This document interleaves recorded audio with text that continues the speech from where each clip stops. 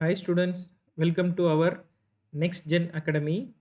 இன்னைக்கு நம்ம பார்க்க போற டாபிக் வந்து பார்த்தீங்கன்னா, ஆர்டிகல்ஸ்.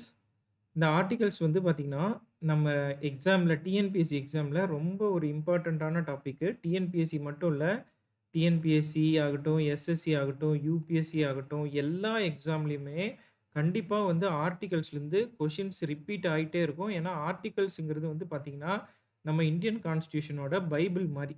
சரிங்களா? ஸோ, இந்த வீடியோல வந்து நம்ம என்ன பண்ண போறோம்னா, ஆர்டிகல்ஸ் வந்து 1 டூ 50 வந்து நம்ம பார்க்க போறோம்.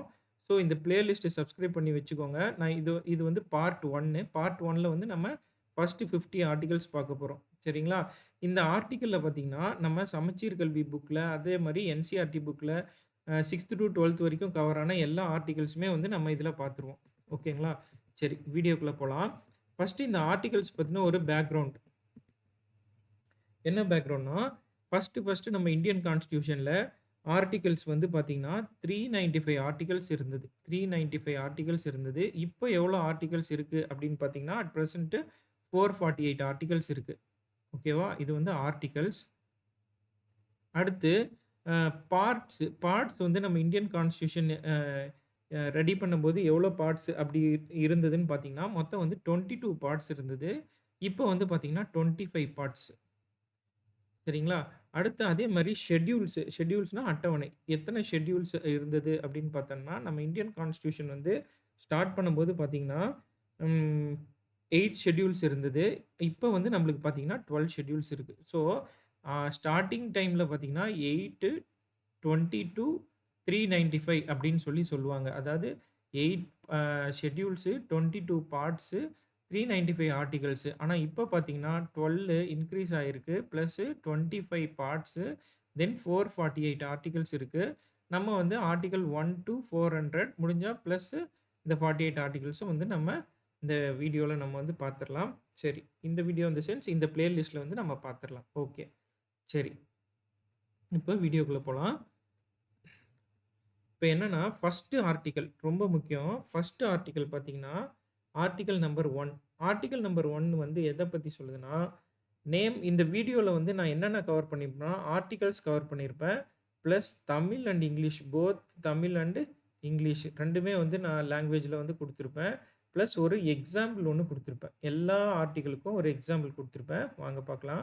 இப்ப எக்ஸ்ப்ளனேஷன். First article 1. ஆர்டிக்கிள் 1 என்ன அப்படின்னு பார்த்தீங்கன்னா, name and territory of the union. Name and territory of the union. ஒன்றியத்தின் பெயரும், எல்லையும் அப்படின்னு சொல்றாங்க. ஒன்றியம்னா யூனியன். இங்க இருக்கு பார்த்தீங்களா? ஒன்றியத்தின் பெயரும் அதாவது நேம் அண்ட் டெரிட்டரி. ஓகேங்களா? இதுதான் நம்ம இந்தியன் கான்ஸ்டிடியூஷனோட ஃபர்ஸ்ட் ஆர்டிக்கிள். இது ஞாபகம் வச்சுக்கோங்க. ஒன்றியத்தின் பெயரும், எல்லையும். ஓகேங்களா? இந்த ஆர்டிக்கிள்ல என்ன சொல்றாங்கன்னா, this article declares that India is union of states. இதுதான் ரொம்ப முக்கியம். இந்தியா வந்து union of states. It defines India as a republic அப்படின்னு சொல்றாங்க. ரிப்பப்ளிக் அதாவது இந்தியா வந்து ஒரு குடியரசு அப்படின்னு சொல்றாங்க. இந்த கட்டுரை இந்தியா ஒரு மாநிலங்களின் ஒன்றியம். நம்ம இந்திய நாடு வந்து பார்த்தீங்கன்னா, இங்க பாருங்க மேப் இருக்கு. அதாவது மாநிலங்களின் ஒன்றியம். எல்லா மாநிலங்களும் ஒண்ணா சேர்ந்தது தான் வந்து நம்ம இந்தியா. சரிங்களா? அதுதான் வந்து இங்க சொல்றாங்க. ஃபர்ஸ்ட் ஆர்டிக்கிள் வந்து name and territory of the union அப்படின்றாங்க. நேம் அதாவது ஒரு ஸ்டேட்டுக்கும் நம்ம ஒரு நேம் வச்சிருப்போம். அந்த நேமு பிளஸ் இந்தியா அப்படின்றது ஒரு நேம் வச்சிருப்போம். அதாவது பாரத் அப்படின்னு ஒரு நேம் வச்சிருப்போம். அடுத்து டெரிட்டரி அந்த ஒ ஒருங்கிணைந்த மாநிலங்கள் எல்லாமே சேர்ந்தது தான் ஒரு இந்தியா அப்படின்னு சொல்றாங்க. இந்தியா ஒரு மாநிலங்களின் ஒன்றியம் என்று அறிவிக்கின்றது. இந்தியா குடியரசு அ நாடு என்று அழைக்கப்படுவதையும், இந்தியாவை உள்ளடக்கியுள்ள மாநிலங்கள், யூனியன் பிரதேசங்கள் மற்றும் எவ்வித புதிய பகுதியும் இதில் சேர்க்கப்பட முடியும். இதுதான் ரொம்ப இம்பார்ட்டன்ட். அதாவது இந்த ஃபர்ஸ்ட் ஆர்டிக்கிள் வந்து பார்த்தீங்கன்னா, நேம் அண்ட் டெரிட்டரி மட்டும் சொல்லாம, புதிய பகுதியும் வந்து நம்ம இந்தியால வந்து சேர்க்க முடியும் அப்படின்னு சொல்றாங்க. இது இங்கிலீஷ்லயும் அது இருக்கு பாருங்க. It comprise states, union territories and any acquired territories அப்படின்னு சொல்றாங்க. இது என்னன்னு சொல்லி இங்க கீழ நான் ஒரு ரியல் டைம் எக்ஸாம்பிள் உங்களுக்கு குடுத்துருக்கேன். இங்க பாருங்க. ஃபர்ஸ்ட் எக்ஸாம்பிள் பார்த்தீங்கன்னா, சிக்கிம். அதாவது சிக்கிம் எப்பன்னா 1975ல வந்து சிக்கிம் வந்து reorganisation of Jammu Kashmir sorry a sorry, sorry. Sikkim வந்து 1975ல இதுல மேப்ல பார்த்தீங்கன்னா தெரியும்.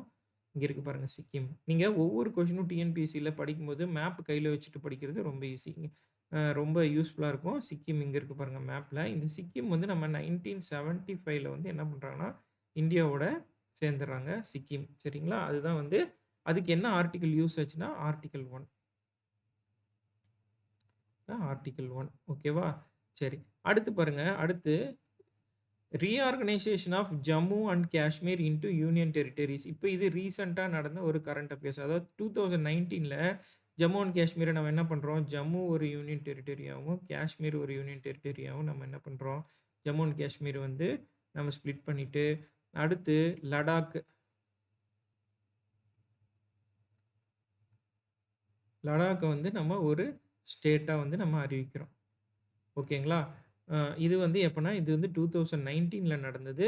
அதுவும் வந்து என்னன்னா, it comes under article 1. So, இந்த ஆர்டிக்கிள் வந்து உங்களுக்கு மறக்கவே மறக்காது. என்னன்னா, ஆர்டிக்கிள் 1 வந்து யூனியன் ஆஃப் ஸ்டேட்ஸ் ஒருங்கிணைந்த இந்தியா, குடியரசு இந்தியா, அதுவும் இல்லாம இந்தியா வந்து அக்வைர்டு டெரிட்டரீஸ் புதிய பகுதிகளையும் வந்து நம்ம வந்து சேர்க்க முடியும் அப்படின்னு சொல்லி சொல்றாங்க. இதுதான் வந்து ஆர்டிக்கிள் 1. இதுக்கு எக்ஸாம்பிள் பார்த்தீங்கன்னா, சிக்கிம் வந்து 1975ல இந்தியாவோட இணைஞ்சிருக்கிறது. அடுத்தது பார்த்தீங்கன்னா, Jammu and Kashmir into union territories இருங்க. அதையும் மேப்ல பார்த்துடலாம். ஜம்மு அண்ட் காஷ்மீரு இங்க பாருங்க. இங்க வந்து இப்படி ஸ்ப்ளிட் ஆகுதா? இது லடாக் தனியா, ஜம்மு, காஷ்மீர் அதாவது யூனியன் டெரிட்டரீஸா வந்து நம்ம ஸ்ப்ளிட் பண்ணியிருக்கோம். ஓகே. ஒரே நிமிஷம்.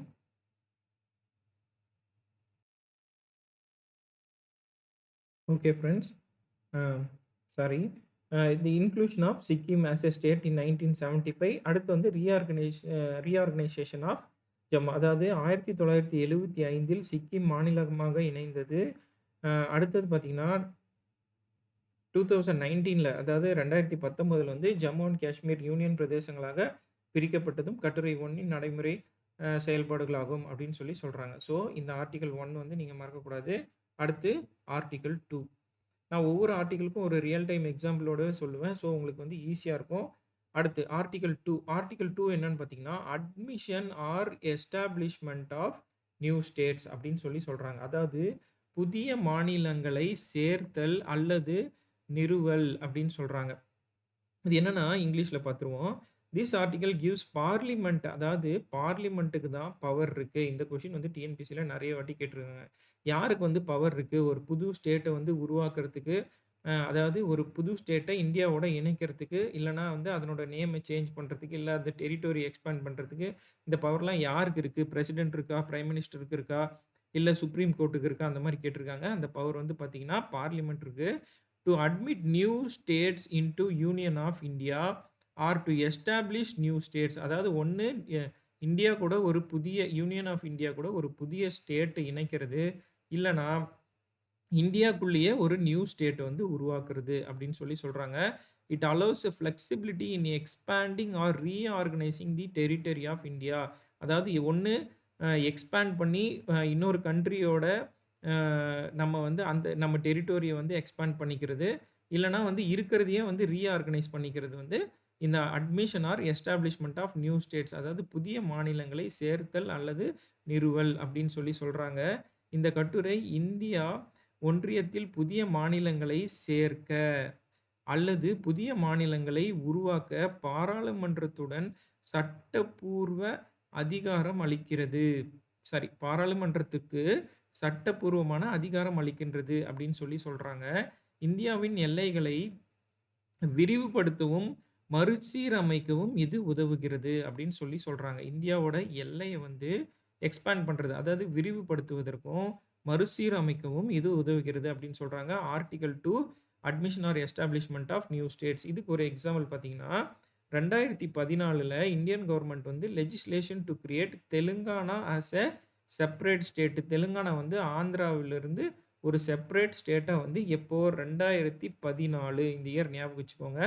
தெலுங்கானா வந்து ஆந்திராவிலிருந்து பிரிக்கிறாங்க. This was made possible under the powers granted by article 2. இது எப்படி சாத்தியமானதுன்னா, ஆர்டிக்கிள் 2 மூலியமா தான் இது நடந்திருக்கு. இது ரொம்ப இம்பார்ட்டன்ட். இந்த கொஸ்டின் டிஎன்பிசில ரிப்பீட்டடா கேட்குறாங்க. 2014ஆம் ஆண்டு ஆந்திர பிரதேசத்திலிருந்து தெலுங்கானா என்னும் புதிய மாநிலம் உருவாக்கப்பட்டதை இந்திய அரசு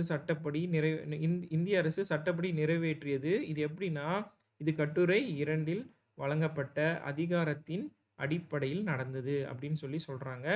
ஸோ நம்ம மேப்ல பார்த்துடலாம். இங்க பாருங்க. இதான் வந்து நம்ம ஆந்திர பிரதேஷ். இங்க இருக்கு பார்த்தீங்களா? இது வந்து ஃபர்ஸ்ட்டு ஃபுல்லா வந்து இது ஃபுல்லா ஆந்திர பிரதேஷா இருந்தது. அதுக்கப்புறம் 2014ல என்ன பண்றாங்க, இந்த இடத்துல வந்து ஸ்ப்ளிட் பண்றாங்க. ஸ்ப்ளிட் பண்ணி ஆந்திர பிரதேஷ், தெலுங்கானா தனியா, ஆந்திர பிரதேஷ் தனியா வந்து ஸ்ப்ளிட் பண்ணிட்டாங்க. ஸோ நீங்க ஒவ்வொன்னும் மேப்ல பார்க்கும்போது ஃபர்ஸ்ட்டு நம்ம சிக்கிம் பார்த்தோம். அடுத்து தெலுங்கானா, ஆந்திர பிரதேஷ் வந்து ஸ்ப்ளிட் பண்ணியிருக்கிறத பார்த்துருக்கோம். ஓகேங்களா? இது வந்து ஆர்டிக்கிள் 2 ஞாபகம் வச்சுக்கோங்க. அடுத்து ஆர்டிக்கிள் 3.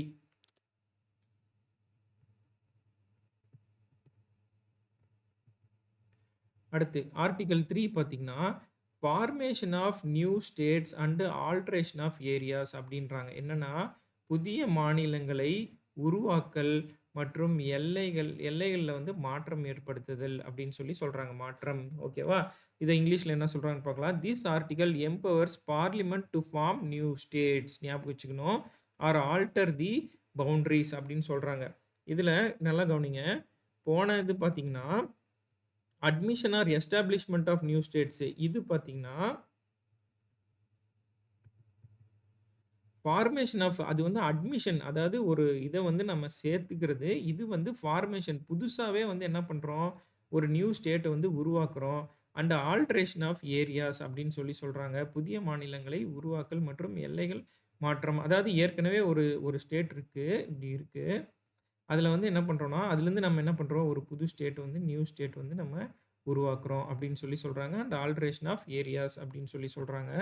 இத பத்தியும் பார்ப்போம். மோர் ஆர் லெஸ் 2ம் வந்து சேம் தான். ஆர்டிக்கிள் 2 அண்ட் ஆர்டிக்கிள் 3 இதில என்னன்னா, alter the boundaries, names or areas of இங்க பாருங்க. இது வந்து நேம்ஸ் இருக்கிறத வந்து ஆல்டர் பண்ணி நேம்ஸ் வந்து area of existing states through legislation. அப்புறம் இந்த கட்டுரை மூலம் பாராளுமன்ற சட்டம் மூலம், அதாவது எல்லாமே வந்து பார்லிமென்ட்டோட சட்டம் மூலியமா தான். பாராளுமன்ற சட்டம் மூலம் புதிய மாநிலங்களை உருவாக்கவும், உள்ள மாநிலங்களின் எல்லைகள், பெயர்கள் அல்லது பரப்புகளை மாற்றவும் அதிகாரம் பெறுகிறது. எது மூலியமான்னா, பாராளுமன்றத்து மூலியமா. அதாவது பார்லிமென்ட் மூலியமா. என்னதுன்னா, ஆர்டிக்கிள் 3. அது ஆர்டிக்கிள் 2 வந்து நல்லா ஞாபகம் வச்சுக்கணும். Admission or எஸ்டாப்ளிஷ்மென்ட். ஆர்டிக்கிள் 3 வந்து formation of new states and alteration அப்படின்னு சொல்றாங்க. புதிய மாநிலங்களை உருவாக்கல் மற்றும் எல்லைகள் மாற்றம் அப்படின்னு சொல்றாங்க. இதனோட ரியல் டைம் எக்ஸாம்பிள் என்ன பார்த்தீங்கன்னா, 2000ல வந்து பார்த்தீங்கன்னா, 3 புது ஸ்டேட், அதாவது என்னன்னா, ஜார்க்கண்ட், சத்தீஸ்கர் அண்ட் உத்தரகாண்ட். இந்த 3 ஸ்டேட்ட வந்து கிரியேட் பண்றாங்க. சரிங்களா? வாங்க மேப்ல பார்த்துடலாம். ஜார்க்கண்ட் ஃபர்ஸ்ட்டு. ஜார்க்கண்ட் வந்து இங்க பாருங்க. இது ஃபுல்லா வந்து என்னவா இருந்ததுன்னா, பீகாரா இருந்தது. சரிங்களா? இது ஃபுல்லா பீகாரு. இதுலருந்து என்ன பண்றாங்க, ஜார்க்கண்ட்ன்னு வந்து தனியா பிரிச்சுடுறாங்க. நியூ ஸ்டேட், அதாவது ஜார்க்கண்ட் அப்படின்னு கொண்டு வந்துர்றாங்க. அடுத்து இது பாருங்க. இது வந்து ஃபுல்லா வந்து உத்தரப்பிரதேஷா இருக்கு. இந்த உத்தரப்பிரதேஷ்ல இருந்து இதுவரைக்கும் உத்தரப்பிரதேஷா இருக்கு. இங்கிருந்து என்ன கொண்டு வந்துர்றாங்க, உத்தரகாண்ட் அப்படின்னு ஒரு ஸ்டேட் கொண்டு வராங்க. உத்தரகாண்ட் அப்படின்னு ஒரு ஸ்டேட் கொண்டு வராங்க. அடுத்து பார்த்தீங்கன்னா, இது ஃபுல்லா வந்து மத்திய பிரதேஷா இருக்கு. இது இந்த இந்த இதான் இது வரைக்கும் இருக்கு. மத்திய பிரதேஷ் வந்து ஒடிசா வரைக்கும் இருக்கு. தெலுங்கானா, மகாராஷ்டிரா இது எல்லாமே பார்டர் பண்ணியிருக்கு. அத பிரிச்சு என்ன பண்ணிறாங்க, சத்தீஸ்கரா வந்து குடுத்துர்றாங்க. ஸோ இந்த 3 இடமும், அதாவது உத்தரகாண்ட், அடுத்து பார்த்தீங்கன்னா ஜார்க்கண்ட், அடுத்து வந்து சத்தீஸ்கர். இது எல்லாமே வந்து என்னன்னா 2000ல வந்து ஸ்ப்ளிட் பண்றாங்க. அக்கார்டிங் டூ என்னது, ஆர்டிக்கிள் 3. ஸோ நம்ம ஆர்டிக்கிள் 1 படி சிக்கிம் பார்த்தோம். அடுத்து ஆர்டிக்கிள் 2 படி ஆந்திர பிரதேஷ், தெலுங்கானா பார்த்தோம். அடுத்து ஆர்டிக்கிள் 3 படி பார்த்தீங்கன்னா, இந்த உத்தரகாண்ட், ஜம்மு காஷ்மீர் ஜார்க்கண்ட் அண்ட் சத்தீஸ்கர் இதெல்லாம் வந்து உருவாயிருக்கு அப்படின்னு பார்க்குறோம். ஓகே. சரி. அடுத்து ஆர்டிக்கிள் 4. ஆர்டிக்கிள் 4 என்னன்னா, laws made under article 2 and 3 to amend the first and fourth schedule அப்படின்னு சொல்றாங்க. இது ரொம்ப ரொம்ப இம்பார்ட்டன்ட். இங்க என்ன சொல்றாங்கன்னா, முதல் மற்றும் 4ஆம் அட்டவணைகளை திருத்தும் சட்டங்கள் அப்படின்னு சொல்றாங்க. அதாவது என்னன்னா, இப்போ வந்து நம்ம 2, 3 இந்த ஆர்டிக்கிள் படி நம்ம என்ன திருத்தம் ஏற்படுத்தினாலும், அதுக்குண்டான அமெண்ட்மென்ட்ட, அதுக்குண்டான திருத்தத்த நம்ம எங்க பண்ணணும்னா, ஃபர்ஸ்ட் அண்ட் ஃபோர்த் ஷெட்யூல்ல, அதாவது ஃபர்ஸ்ட் அண்ட் ஃபோர்த் ஷெட்யூல்ல வந்து நம்ம திருத்தம் பண்ணணும் அப்படின்னு சொல்றாங்க. நம்ம பார்த்தோம் ஷெட்யூல்ஸ். எத்தன ஷெட்யூல்ஸ் இருந்தது அப்படின்னு நம்ம பார்த்தோம். ஃபர்ஸ்ட்டு 8 ஷெட்யூல் இருந்தது. அதுக்கப்புறமா வந்து 12 ஷெட்யூலா மாறியிருக்கு அப்படின்னு பார்த்தோம். இந்த 8 ஷெட்யூல்ஸ்ல இந்த 8 அட்டவணையில முதல் மற்றும் 4வது அட்டவணையில வந்து திருத்தம் ஏற்படுத்தணுமா. எப்போனா, நம்ம வந்து ஆர்டிக்கிள் 2, 3ல ஏதாவது திருத்தம் பண்ணோம்னா. ஏன் அப்படின்னு சொன்னீங்கன்னா, இந்த முதல் அட்டவணை இருக்கு பார்த்தீங்களா? இது வந்து எத பத்தி பேசும்னா, யூனியன் அண்ட் டெரிட்டரீஸ் அத பத்தி பேசும். அதாவது யூனியன்னா வந்து ஸ்டேட்ஸ் மாநிலங்களும், அப்புறம் வந்து யூனியன் டெரிட்டரீஸ பத்தி பேசும். இப்ப நம்ம வந்து என்ன பண்றோம், திடீர்னு ஒரு மாநிலத்த வந்து புதுசா நம்ம உருவாக்கிட்டோம் அப்டின்னா, அதுக்குன்னு ஒரு பேர்லாம் வைப்போம். ஸோ அந்த மாற்றங்கள் எல்லாத்தையுமே நம்ம இந்த அட்டவணையில போயிட்டு ஆட் பண்ணணும். ஓகே. அடுத்து 4வது அட்டவணை என்னன்னு பார்த்தீங்கன்னா, இப்ப ஒவ்வொரு இப்ப இப்ப இருங்க ஒரே நிமிஷம். இப்ப இதுல பார்த்தீங்கன்னா, மத்திய பிரதேஷ் இருக்கிறதுலயே பெரிய மாநிலம். சரிங்களா? அடுத்து உத்தரப்பிரதேஷ் அதுக்கு அடுத்து. அடுத்து வெஸ்ட் பெங்கால். இந்த மாரி ஒவ்வொரு மாநிலங்களுக்கும் ஏத்த மாரி வந்து என்ன பண்ணியிருப்பாங்கன்னா, சீட்ஸ் இப்ப வந்து நம்ம தமிழ்நாடு இருக்கு. நம்ம தமிழ்நாடுக்கு எத்தன எம்பி சீட்டு? 39 சீட்டு. இப்ப இதனோட பாப்புலேஷன பொறுத்து என்ன பண்ணியிருப்பாங்கன்னா, ராஜ்யசபா சீட்ஸ் வந்து அலாட் பண்ணியிருப்பாங்க. ராஜ்யசபா சீட்ஸ். லோக்சபா, ராஜ்யசபான்னு இருக்கு பார்த்தீங்களா? அதாவது மக்களவை, மாநிலங்களவை அப்படின்னு சொல்லியிருக்கு பார்த்தீங்களா? அந்த மாநிலங்களவைக்கு வந்து பாப்புலேஷன் பேசிஸ்ல வந்து பார்த்தீங்கன்னா, சீட்ஸ் வந்து அலாட் பண்ணியிருப்பாங்க. அந்த சீட்ஸ் வந்து இப்ப என்னன்னா, தெலுங்கானாவும், ஆந்திர பிரதேஷும் தனித்தனியா பிரிஞ்சிருச்சுன்னா, இது தனி மாநிலம் ஆயிருச்சு. அப்ப இதுக்கு தனியா ஒரு ராஜ்சபா சீட்டும், ஆந்திர பிரதேஷ்க்கு தனியா வந்து ராஜ்சபா சீட்டும் வந்து நம்ம வந்து ஒதுக்கணும். அப்ப என்ன பண்ணணும்னா, 4வது அட்டவணையில நம்ம டிஃபால்ட்டா என்ன பண்ணணும்? திருத்தம் ஏற்படுத்தணும். அதுதான் வந்து என்ன சொல்றாங்க, ஆர்டிக்கிள் 4 அதாவது எந்த ஒரு மாற்றம் 2, 3த்துல ஏற்படுத்தினாலும், அது எங்க வந்து அது நேரடியா வந்து எங்க அமெண்ட்மென்ட் பண்ணணும், எங்க திருத்தம் பண்ணணும்னா, 1 அண்ட் 4த் ஷெட்யூல் இதுல 2த்துலயும் வந்து திருத்தம் பண்ணணும் அப்படின்னு சொல்றாங்க. சரிங்களா? மாநிலங்களை உருவாக்க அல்லது மற்ற கட்டுரை 2 மற்றும் 3ன் கீழ் செய்யப்படும் எந்த ஒரு சட்டமும், அரசியலமைப்பின் சம்பந்தப்பட்ட அட்டவணைகளையும் திருத்த வேண்டும் அப்படின்னு சொல்றாங்க. எந்தெந்த அட்டவணை? 1 அண்டு 4 இது 2த்துலயும் வந்து நம்ம திருத்தம் செய்யணும் அப்படின்னு சொல்றாங்க. இங்க பாருங்க. ரியல் டைம் எக்ஸாம்பிள்ல குடுத்துருக்கேன் பாருங்க. தெலுங்கானா வந்து கிரியேட் பண்ணும்போது என்ன பண்ணோம்? முதல் அட்டவணையில வந்து 1 ஷெட்யூல்ல listing states had to be updated அப்படின்னு சொல்றாங்க. தெலுங்கானா உருவாக்கப்பட்டபோது மாநிலங்களை பட்டியலிடும் முதல் அட்டவணையை புதுப்பிக்க வேண்டியது ஏற்பட்டது அப்படின்னு சொல்றாங்க. இது வந்து 4 சரிங்களா? ஆர்டிக்கிள் 4 வந்து laws made under article 2 and 3 to amend the 1 and 4த் ஷெட்யூல் அப்படின்னு சொல்றாங்க. அடுத்து ஆர்டிக்கிள் 5 சரிங்களா? அடுத்து 5வது ஆர்டிக்கிள் அதாவது ஆர்டிக்கிள் 4 வரைக்கும் அதாவது பார்ட் 1 டூ 4 இது வந்து யூனியன் அண்ட் டெரிட்டரீஸ். சரிங்களா? பார்ட் 1 நம்ம முடிச்சுட்டோம். அடுத்து பார்த்தீங்கன்னா, இப்ப ஆரம்பிக்க போறது என்னன்னா, பார்ட் 2 பகுதி 2 பகுதி 2 அதாவது நம்ம பார்த்தோம். அட்டவணை, பகுதி, அப்புறம் வந்து ஆர்டிகல்ஸ் அப்படின்னு பார்த்தோம். பகுதி 2ல பார்த்தீங்கன்னா, 5லேருந்து ஆர்டிக்கிள் எது வரைக்கும் இருக்கும்னா, 11 வரைக்கும் இருக்கும். எப்படி வந்து இதுல 1லேருந்து 4 வரைக்கும் பார்த்தோமோ, அடுத்து வந்து 5லேருந்து 11 வரைக்கும் இருக்கும். இது பார்க்கலாம். ஆர்டிக்கிள் 5லிருந்து 11 வரைக்கும் எத பத்தி தான் பேசும்னா, குடியுரிமை, சிட்டிசன்ஷிப் இத பத்தி தான் பேசும். சரிங்களா? இதான் வந்து ஆர்டிக்கிள் 5 இந்த சிட்டிசன்ஷிப் பத்தி தான் வந்து citizenship at the commencement of constitution. இந்திய அரசியலமைப்பு சட்டம் வந்து அமலுக்கு வரும்போது, நம்ம மக்களுக்கு குடியுரிமை எப்படி டிஃபால்ட்டா வந்து நம்ம மக்களுக்கு எப்படி குடியுரிமை கிடைச்சது அப்படின்றத பத்தி தான் வந்து ஆர்டிக்கிள் 5 வந்து சொல்லுது. அரசியலமைப்பு அமலுக்கு வந்தபோது குடியுரிமை அப்படின்னு சொல்றாங்க. ஆர்டிக்கிள் 5 சரிங்களா? உங்களுக்கு எல்லாருக்கும் ஒரு கொஸ்டின் கமெண்ட்ல போஸ்ட் பண்ணுங்க. இந்த சிட்டிசன்ஷிப் இத வந்து நம்ம எந்த கண்ட்ரி கிட்டேருந்து வாங்குனோம்? எந்த நாட்டுக்கிட்டேருந்து நம்ம வாங்குனோம்? இத வந்து கமெண்ட்ல போடுங்க. சரி.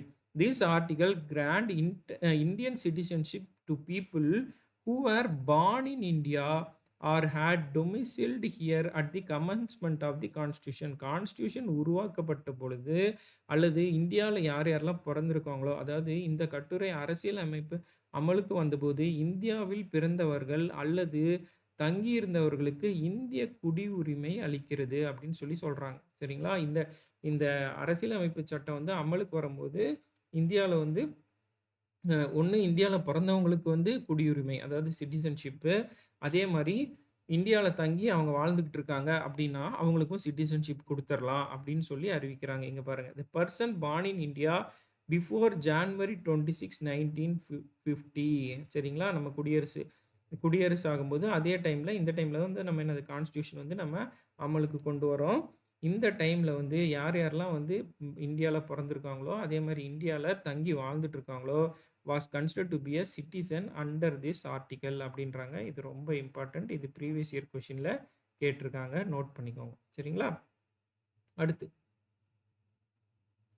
அடுத்து அதே அதே வந்து தமிழ்ல குடுத்துருக்காங்க. ஜனவரி 26, 1950க்கு முன் இந்தியாவில் பிறந்தவர்களுக்கு இந்த கட்டுரை கீழ் குடியுரிமை வழங்கப்பட்டது. முன் இந்தியாவில் பிறந்தவர்களுக்கு இந்த கட்டுரையின் கீழ் ஒரே நிமிஷம். Person born in India before January 26, 1950 was considered as a citizen under this article அப்படின்னு சொல்றாங்க. இந்த கட்டுரை அரசியல் அமைப்பு அமலுக்கு வந்தபோது இந்தியாவில் பிறந்தவர்கள் அல்லது தங்கியிருந்தவர்களுக்கு ஓகே. அதாவது இந்த டேட்டுக்கு முன்னாடி இந்தியால வந்து அவங்க பொறந்திருக்கணும். Okay, okay, okay. சரி.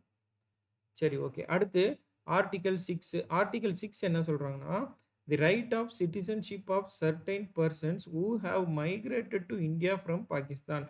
நம்ம வந்து ஆகஸ்ட் 15 வந்து நம்ம சுதந்திரம் வாங்குறோம் 1947. அவங்க வந்து என்ன பண்றாங்க, ஆகஸ்ட் 14 வந்து சுதந்திரம் வாங்கிறாங்க. யாரு? பாகிஸ்தான் வந்து சுதந்திரம் வாங்கிறாங்க. நம்மளுக்கு ஒரு நாள் முன்னாடி அவங்க சுதந்திரம் வாங்கிறாங்க.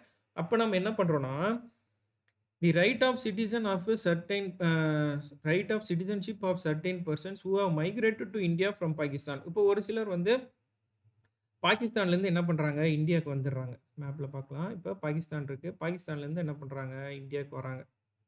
பாகிஸ்தான்லேருந்து ஒவ்வொரு இதுக்கு இந்தியாவுக்கு வந்து வந்துடுறாங்க. சரிங்களா?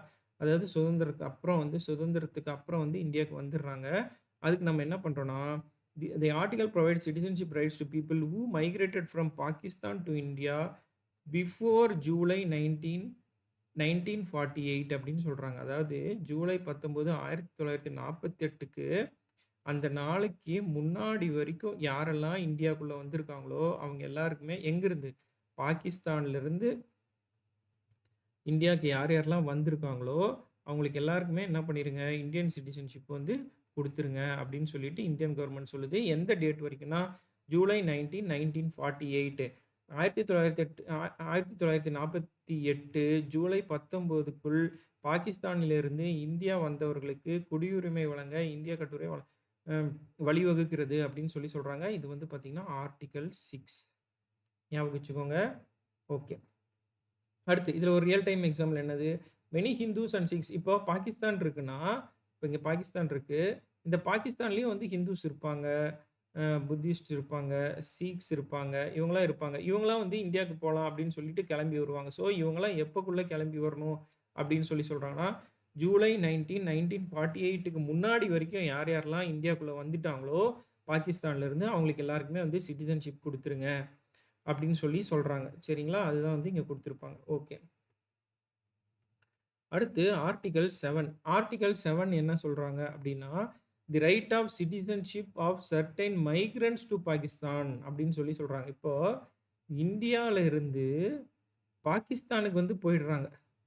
மைக்ரண்ட்ஸ் இப்ப இந்தியாவுக்கு எதுக்காகவோ அது வந்திருக்காங்க. இல்ல இந்தியால எனக்கு இருக்க பிடிக்கல. நான் வந்து பாகிஸ்தானுக்கே போயிர்றேன் அப்படின்னு சொல்லிட்டு இந்தியால இருந்து பாகிஸ்தானுக்கு போயிர்றாங்க. அவங்களோட குடியுரிமை என்ன? பாகிஸ்தானுக்கு குடியேறியவர்களின் குடியுரிமை என்ன ஆகுது அப்படின்னு சொல்றாங்கன்னா, ஆர்டிக்கிள் 7 படி, this article denied Indian citizenship to persons who migrated அப்படின்னு சொல்றாங்க. 1947 மார்ச் 1ற்கு பிறகு பாகிஸ்தானுக்கு குடியேறியவர்களுக்கு இந்திய குடியுரிமை வழங்கப்படாது. என இந்த கட்டுரை வந்து கூறுகிறது அப்படின்னு சொல்லி சொல்றாங்க. எப்போ? இந்த டேட் நல்லா ஞாபகம் வச்சுக்கோங்க. இந்த டேட் கேட்பாங்க. எக்ஸாம்ல இந்த டேட் ரிப்பீட்டடா கேட்பாங்க. இந்த 2 டேட் மார்ச் 1, 1947 அடுத்து அதே மாரி ஜூலை நம்ம முன்னாடி பார்த்தோம் பார்த்தீங்களா? ஜூலை 19, 1942 இந்த தேதிக்கு முன்னாடி, அதே மாரி இந்த தேதிக்கு பின்னாடி. ஓகேங்களா? இது 2ம் ஞாபகம் வச்சுக்கோங்க. இது 2மே இம்பார்ட்டன்ட்டு.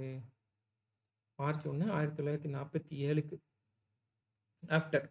சரிங்களா? அது anyone who choose to settle in Pakistan permanently after the partition last there Indian citizenship. அதாவது பிரிவினைக்கு பிறகு பாகிஸ்தானில் நிரந்தரமாக குடியேற விரும்பியவர்கள் இந்திய குடியுரிமையை இழந்தனர் அப்படின்னு சொல்லி சொல்றாங்க. இத நோட் பண்ணிக்கோங்க. இதுதான் டேட். எந்த டேட்டுக்கு அப்புறம் போனவங்க வந்து குடியுரிமையை வந்து இழந்துட்டாங்க அப்படின்னு சொல்லி சொல்றாங்க. இந்த டேட் நோட் பண்ணிக்கோங்க. ஓகே. அடுத்து ஆர்டிகிள் 8. ஆர்டிகிள் 8 என்னன்னா right of citizenship of certain persons of Indian origin residing outside India. சரி, இப்போ இது என்னன்னா சிட்டிசன்ஷிப்பு யாரோட ரைட்டு பற்றி பேசுதுன்னா person of Indian origin POI அப்படின்னு நம்ம சொல்லுவோம். பர்சன் ஆஃப் இந்தியன் ஆரிஜின் அதாவது வெளிநாடுகளில் வசிக்கும் இந்திய வம்சாவளியினரின் குடியுரிமை உரிமைகள் அப்படின்னு சொல்லி சொல்கிறாங்க. இதுக்கு எக்ஸாம்பிள் சொல்லுங்கள் பார்க்கலாம். இதுக்கு என்ன எக்ஸாம்பிள்? பர்சன் ஆஃப் இந்தியன் ஆரிஜினுக்கு ஒரு முக்கியமான எக்ஸாம்பிள். சரி, அது நான் இங்கே கீழே இது பண்ணும்போது எக்ஸ்பிளைன் பண்ணும்போது சொல்கிறேன். This article allowed persons of Indian origin living abroad to apply for citizenship if they met certain conditions. அதாவது நம்ம இந்தியாவில் வந்து அவங்க இப்போ ஒரு இந்தியன் இருக்கிறாங்க. அவங்க அப்பா அம்மா வந்து இந்தியா, அதாவது அவங்க பேரண்ட்ஸ் வந்து இந்தியாவில் பிறந்திருக்காங்க. ஆனால் அவங்களோட பையன் வந்து இந்தியாவில் பிறக்கல. ஒன்று இல்லை, அவங்களோட கிராண்ட் பேரண்ட்ஸு, அவங்களோட தாத்தா பாட்டி வந்து இந்தியாவில் பிறந்திருக்கிறாங்க. அப்பா அம்மா பிறக்கல, அந்த பையனும் பிறக்கல. அவங்களுக்கு இந்திய குடியுரிமை வழங்கலாம். அதே மாதிரி கிரேட் கிராண்ட் பேரண்ட்ஸு, அதாவது கொள்ளு தாத்தா கொள்ளுப்பாட்டி, இவங்களும் வந்து இந்தியாவில் பிறந்திருக்காங்க. ஆனால் அப்போ வந்து இவங்க பிறந்து இந்தியா சிட்டிசனாக இருக்கிறாங்க. ஆனால் வந்து அவங்க பசங்களாம் வந்து வெளிநாட்டில் தான் பிறந்தாங்க. அவங்க வெளிநாட்டுக்கு போயிருக்கும்போது அப்படின்னும்போது அவங்களுக்கும் வந்து என்ன பண்ணுறாங்கன்னா சிட்டிசன்ஷிப் கொடுக்கலாம் அப்படின்னு சொல்லி சொல்கிறாங்க. அது வந்து ஆர்டிகிள் 8 மூலியமாக. சரிங்களா? இப்போது இந்திய வம்சாவளியினராக வெளிநாடுகளில் வசிக்கும் நபர்கள் குறிப்பிட்ட நிபந்தனைகளை பூர்த்தி செய்தால் குடியுரிமை பெறலாம் அப்படின்னு சொல்லி சொல்கிறாங்க. தமிழ், அதாவது ஒரு தமிழ் ஆள் வந்து ஸ்ரீலங்காவில் வாழ்ந்துட்டு இருக்காங்க அப்படின்னா 1950 good apply for Indian citizenship under this article அப்படின்றாங்க. இந்த பர்சன் ஆஃப் இந்தியன் ஆரிஜினுக்கு என்ன எக்ஸாம்பிள்னா நம்ம கூகுளோட சிஇஓ சுந்தர் பிச்சை அவர்கள். அடுத்து இன்னொருத்தங்க யாரு அப்படின்னா நம்ம இங்கிலாண்டோட முன்னாள் பிரைம் மினிஸ்டர் யாரு? ரிஷி சுனக் அப்படின்றவர். சரிங்களா? இவங்களாம் வந்து நோட் பண்ணிக்கோங்க. இவங்களாம் வந்து person of Indian origin. Sundar Pichai உங்களுக்கு நல்லா தெரியும், கூகுளோட சிஇஓ, அது தெரியும். சரி, ஓகே. அடுத்து பார்த்தீங்கன்னா ஆர்டிகல் 9, அதே வந்து தமிழில் கொடுத்துருப்பாங்க. அடுத்து ஆர்டிகல் 9 வந்து பார்த்தீங்கன்னா persons voluntarily acquiring citizenship of a foreign state. இப்போ வந்து இந்தியாவிலேருந்து ஃபாரினுக்கு, அதாவது யூஎஸ்ஏக்கு வந்து வேலைக்கு போயிட்டு ஒரு 10 வருஷம் அங்கேயே வேலை செஞ்சுட்டு என்ன பண்ணுறாங்க, அங்கேயே வீடு கட்டி அங்கேயே வந்து வாழ ஆரம்பிச்சிட்டாங்கன்னா அவங்க வந்து யூஎஸ்ஏவோட சிட்டிசன்ஷிப்பு வாங்கிடுறாங்க. அப்படி வேற நாட்டோட சிட்டிசன்ஷிப்பு வந்து அவங்க அப்ளை பண்ணி வாங்கிட்டாங்கன்னா, இப்போ அவங்க இந்தியாவில் இருந்து தானே போயிருக்காங்க. இந்தியாவில் இருந்து தான் வந்து அவங்க என்ன பண்ணியிருக்காங்க, யூஎஸ்ஏக்கு போயிருக்காங்க. அப்போ இந்தியாவில் இருந்த சிட்டிசன்ஷிப் என்ன ஆகும் அப்படின்னா கேன்சல் ஆகிடும் அப்படின்னு சொல்கிறாங்க. Person voluntarily acquiring citizenship of a foreign state not be citizens of India. வெளிநாடு குடியுரிமை பெறும் நபர்கள் இந்திய குடியுரிமையை இழப்பர் அப்படின்னு சொல்லி சொல்கிறாங்க. தி article states that if a person voluntarily acquires a citizenship of another country, they cease to be an Indian citizen. அவங்க இந்தியன் சிட்டிசன் கிடையாது அப்படின்னு சொல்லிடுறாங்க.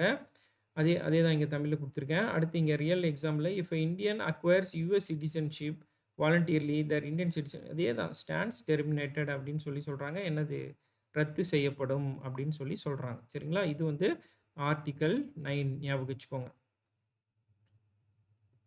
அடுத்து ஆர்டிகல் 10. ஆர்டிகல் 10 என்ன? கண்டினியூவன்ஸ் ஆஃப் ரைட்ஸ் ஆஃப் சிட்டிசன்ஷிப். சரி, ஓகே. யார் யாருக்கெல்லாம் ரத்து, யார் யாரெல்லாம் உள்ளே வந்தாங்க, யார் யாரெல்லாம் வெளியில் போனாங்க, யார் யாருக்கெல்லாம் ரத்து அப்படின்றத பற்றி பேசிட்டோம். இப்போ யாருக்கெல்லாம் குடியுரிமை வந்து டிஃபால்ட்டாகவே இருக்குது, அதாவது அடிப்படையாகவே குடியுரிமை யார் யாருக்கெல்லாம் தொடர்ந்து இருக்கும் அப்படின்னு சொல்லி பார்க்கலாம்.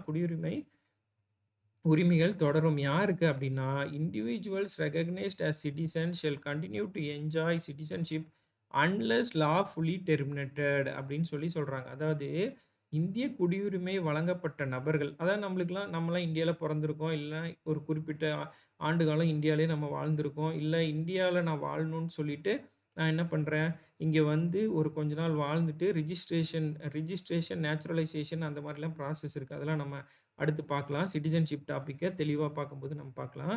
அப்ப சட்டப்படி ரத்து செய்யப்படாதவரை குடியுரிமை உரிமைகள் தொடர்ந்து வந்து அவருக்கு உறுதி செய்யப்படுகிறது. இல்லன்னா வந்து அவங்களுக்கு வழங்கப்படும் அப்படின்றாங்க. அதாவது சட்ட ரீதியா நம்மளுக்கு வந்து நம்மளோட குடியுரிமைய கேன்சல் பண்ணாம இருக்கிற வரைக்கும், ஒரு சிட்டிசனா நம்மளுக்கு எல்லா உரிமைகளும் என்னன்னா, முக்கியமான உரிமை என்னது?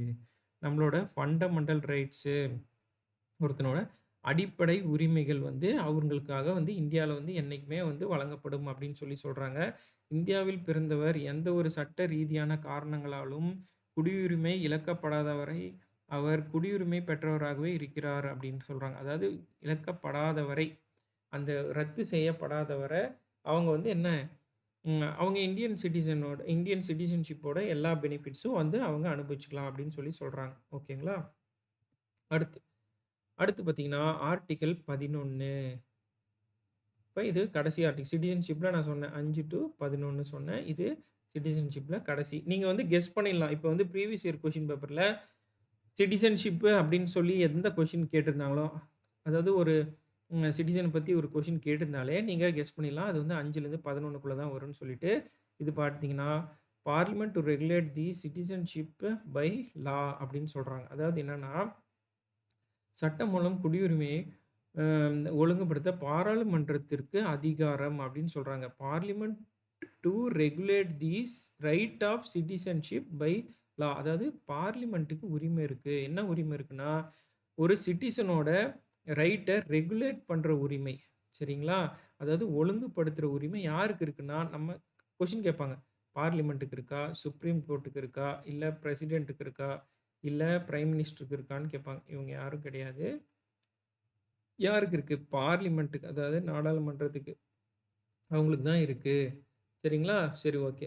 த article empowers parliament to make laws regarding the acquisition and termination. அதாவது ஒருத்தங்களுக்கு சிட்டிசன்ஷிப் ஏத்துக்கொள்றதும், அதே மாரி அவங்களுக்கு ரத்து செய்றது, இது எல்லாமே முடிவு பண்றது யாரு தான்? பார்லிமென்ட் தான். அதாவது இந்திய குடியுரிமை பெறுவது மற்றும் இழப்பதை குறித்து சட்டங்கள் உருவாக்க யாருக்கு அதிகாரம் இருக்குது?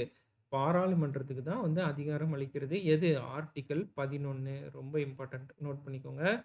இதுதான் வந்து என்னன்னா, சிட்டிசன்ஷிப் ஆக்ட் 1955ல சிட்டிசன்ஷிப் ஆக்ட் கொண்டு வராங்க. இது நம்ம சிட்டிசன்ஷிப் டாபிக்ல பார்ப்போம். ஒருத்தங்களுக்கு எப்படி வந்து சிட்டிசன்ஷிப் கிடைக்கும்? அவங்க வந்து பிறப்பால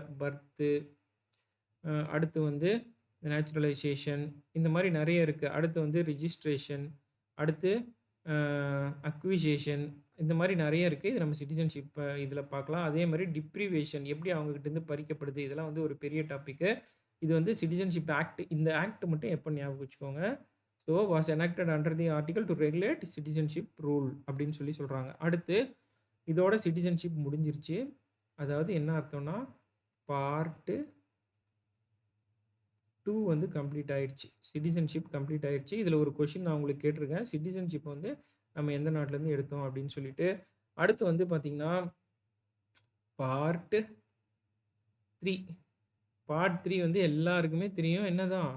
ஃபண்டமெண்டல் ரைட்ஸ்.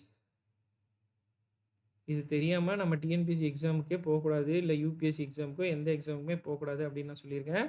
சரி, ஓகே.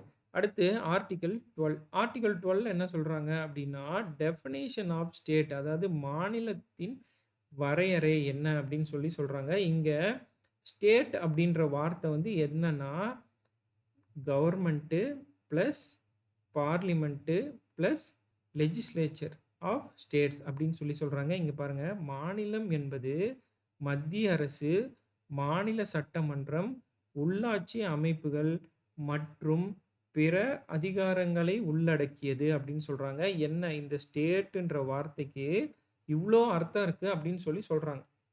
எதுல? நம்ம இந்தியன் கான்ஸ்டிடியூஷன்ல இது ஞாபகம் வச்சுக்கோங்க. Definition of state. ஸ்டேட்ன்ற ஒரு வார்த்தைக்கு கவர்மெண்ட்ன்னு ஒரு அர்த்தம் இருக்கு. அது கவர்மெண்ட் உள்ளடக்கி இருக்கு, பார்லிமென்ட்ட உள்ளடக்கி இருக்கு, லெஜிஸ்லேச்சர் உள்ளடக்கி இருக்கு. அதாவது மாநிலம் என்பது மத்திய அரசு, மாநில சட்டமன்றம், உள்ளாட்சி அமைப்புகள், பிற அதிகாரங்களை எல்லாத்தையுமே உள்ளடக்கி இருக்கு அப்படின்னு சொல்றாங்க. இது என்ன முக்கியமா அப்படின்னா, ஒரு சிட்டிசனோட அடிப்படை உரிமை, சிட்டிசனோட ஃபண்டமெண்டல் ரைட்ஸ் ஒரு அரசு அமைப்பால் அடிப்படை உரிமைகளை மீறப்பட்டால் or violated by government institution ஒரு அரசாங்க இன்ஸ்டிடியூஷன் வந்து அமைப்பு வந்து ஒரு சிட்டிசனோட ஃபண்டமெண்டல் ரைட் வந்து அவங்க மீறுறாங்க அப்படின்னா ஆர்டிகல் 12 தான் அதுக்கு வந்து அவங்க பாயும் is refer to determine accountability. சரிங்களா?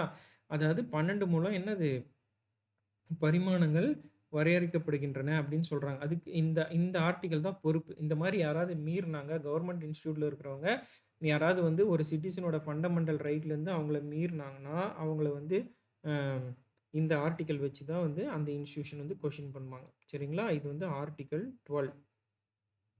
ஓகே. அடுத்து பார்த்தீங்கன்னா, article 13 law inconsistent with or in a derogation of the fundamental rights அப்படின்னு சொல்றாங்க. இது என்னன்னா, அடிப்படை உரிமைகளுக்கு எதிரான சட்டங்கள் தவிர்க்கப்படும். அதாவது லா இன்கன்சிஸ்டன்ட். அதே மாரி டிரோகேஷன் அப்படின்னு சொல்றாங்க. அதாவது இன்கன்சிஸ்டன்ட் அப்படின்னா, அடிப்படை உரிமைகளுக்கு எதிரான சட்டங்கள் தவிர்க்கப்படும் அப்படின்னு சொல்றாங்க. The article states that any law violating fundamental rights அதாவது ஒரு சிட்டிசனோட அடிப்படை உரிமைய தடுக்கிற மாரி எந்த ஆர்டிக்கிள் இருந்தாலும், அந்த ஆர்டிக்கிள் வந்து எந்த சட்டமா இருந்தாலும், அது ஆர்டிக்கிள் 13 படி அது செல்லா சட்டமாகும். அது வந்து இல்லாம போயிடும் அப்படின்னு இந்த ஆர்டிக்கிள் 13 சொல்லுது. Shall be void to the extent of violation அப்படின்றாங்க. இது ரொம்ப இம்பார்ட்டன்ட். அதாவது ஒரு சிட்டிசனுக்கு எதிரா எந்த ஃபண்டமெண்டல் ரைட்ட மீறுற மாரி ஏதாவது ஒரு சட்டம் வந்து கொண்டு வந்தா, அதுக்கு எந்த ஆர்டிக்கிள் வந்து பாயும் அப்படின்னு கேட்டாங்கன்னா, அடிப்படை உரிமைகளை மீறும் எந்த ஒரு சட்டமும் என்னது செல்லாததாக இருக்கும் என இந்த கட்டுரை கூறுகிறது அப்படின்னு சொல்றாங்க. If a state law curtails freedom of speech அதாவது பேச்சுரிமை. பேச்சுரிமை எந்த ஆர்டிக்கிள் நம்ம சொன்னோம்? ஆர்டிக்கிள் 19 நம்ம ஏற்கனவே ஆர்டிக்கிள் எஃப்ஆர் ஃபண்டமெண்டல் ரைட்ஸ் பார்த்துருப்போம். பார்க்காதவங்க ஃப்ரீடம் ஆஃப் ஸ்பீச் வந்து ஆர்டிக்கிள் 9 ஒருத்தங்களோட பேச்சுரிமைய வந்து தடுக்கிற மாதிரி ஏதாவது ஒரு சட்டம் வந்தா, உடனடியா ஆர்டிக்கிள் 13 படி என்ன ஆயிடும்? அந்த சட்டம் வந்து கேன்சல் ஆயிடும் அப்படின்னு சொல்றாங்க. சரிங்களா? ஓகே. அடுத்து ஆர்டிக்கிள் 14 ஒரே நிமிஷம்.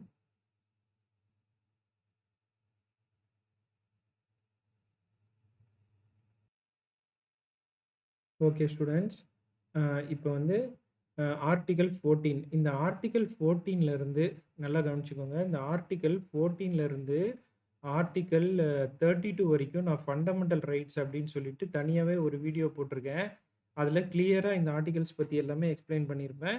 அதனோட இது வந்து இங்க பின் பண்றேன். இந்த வீடியோல இந்த டைமிங்ல மேல பின் பண்றேன். உங்களுக்கு ஷோ ஆகும்.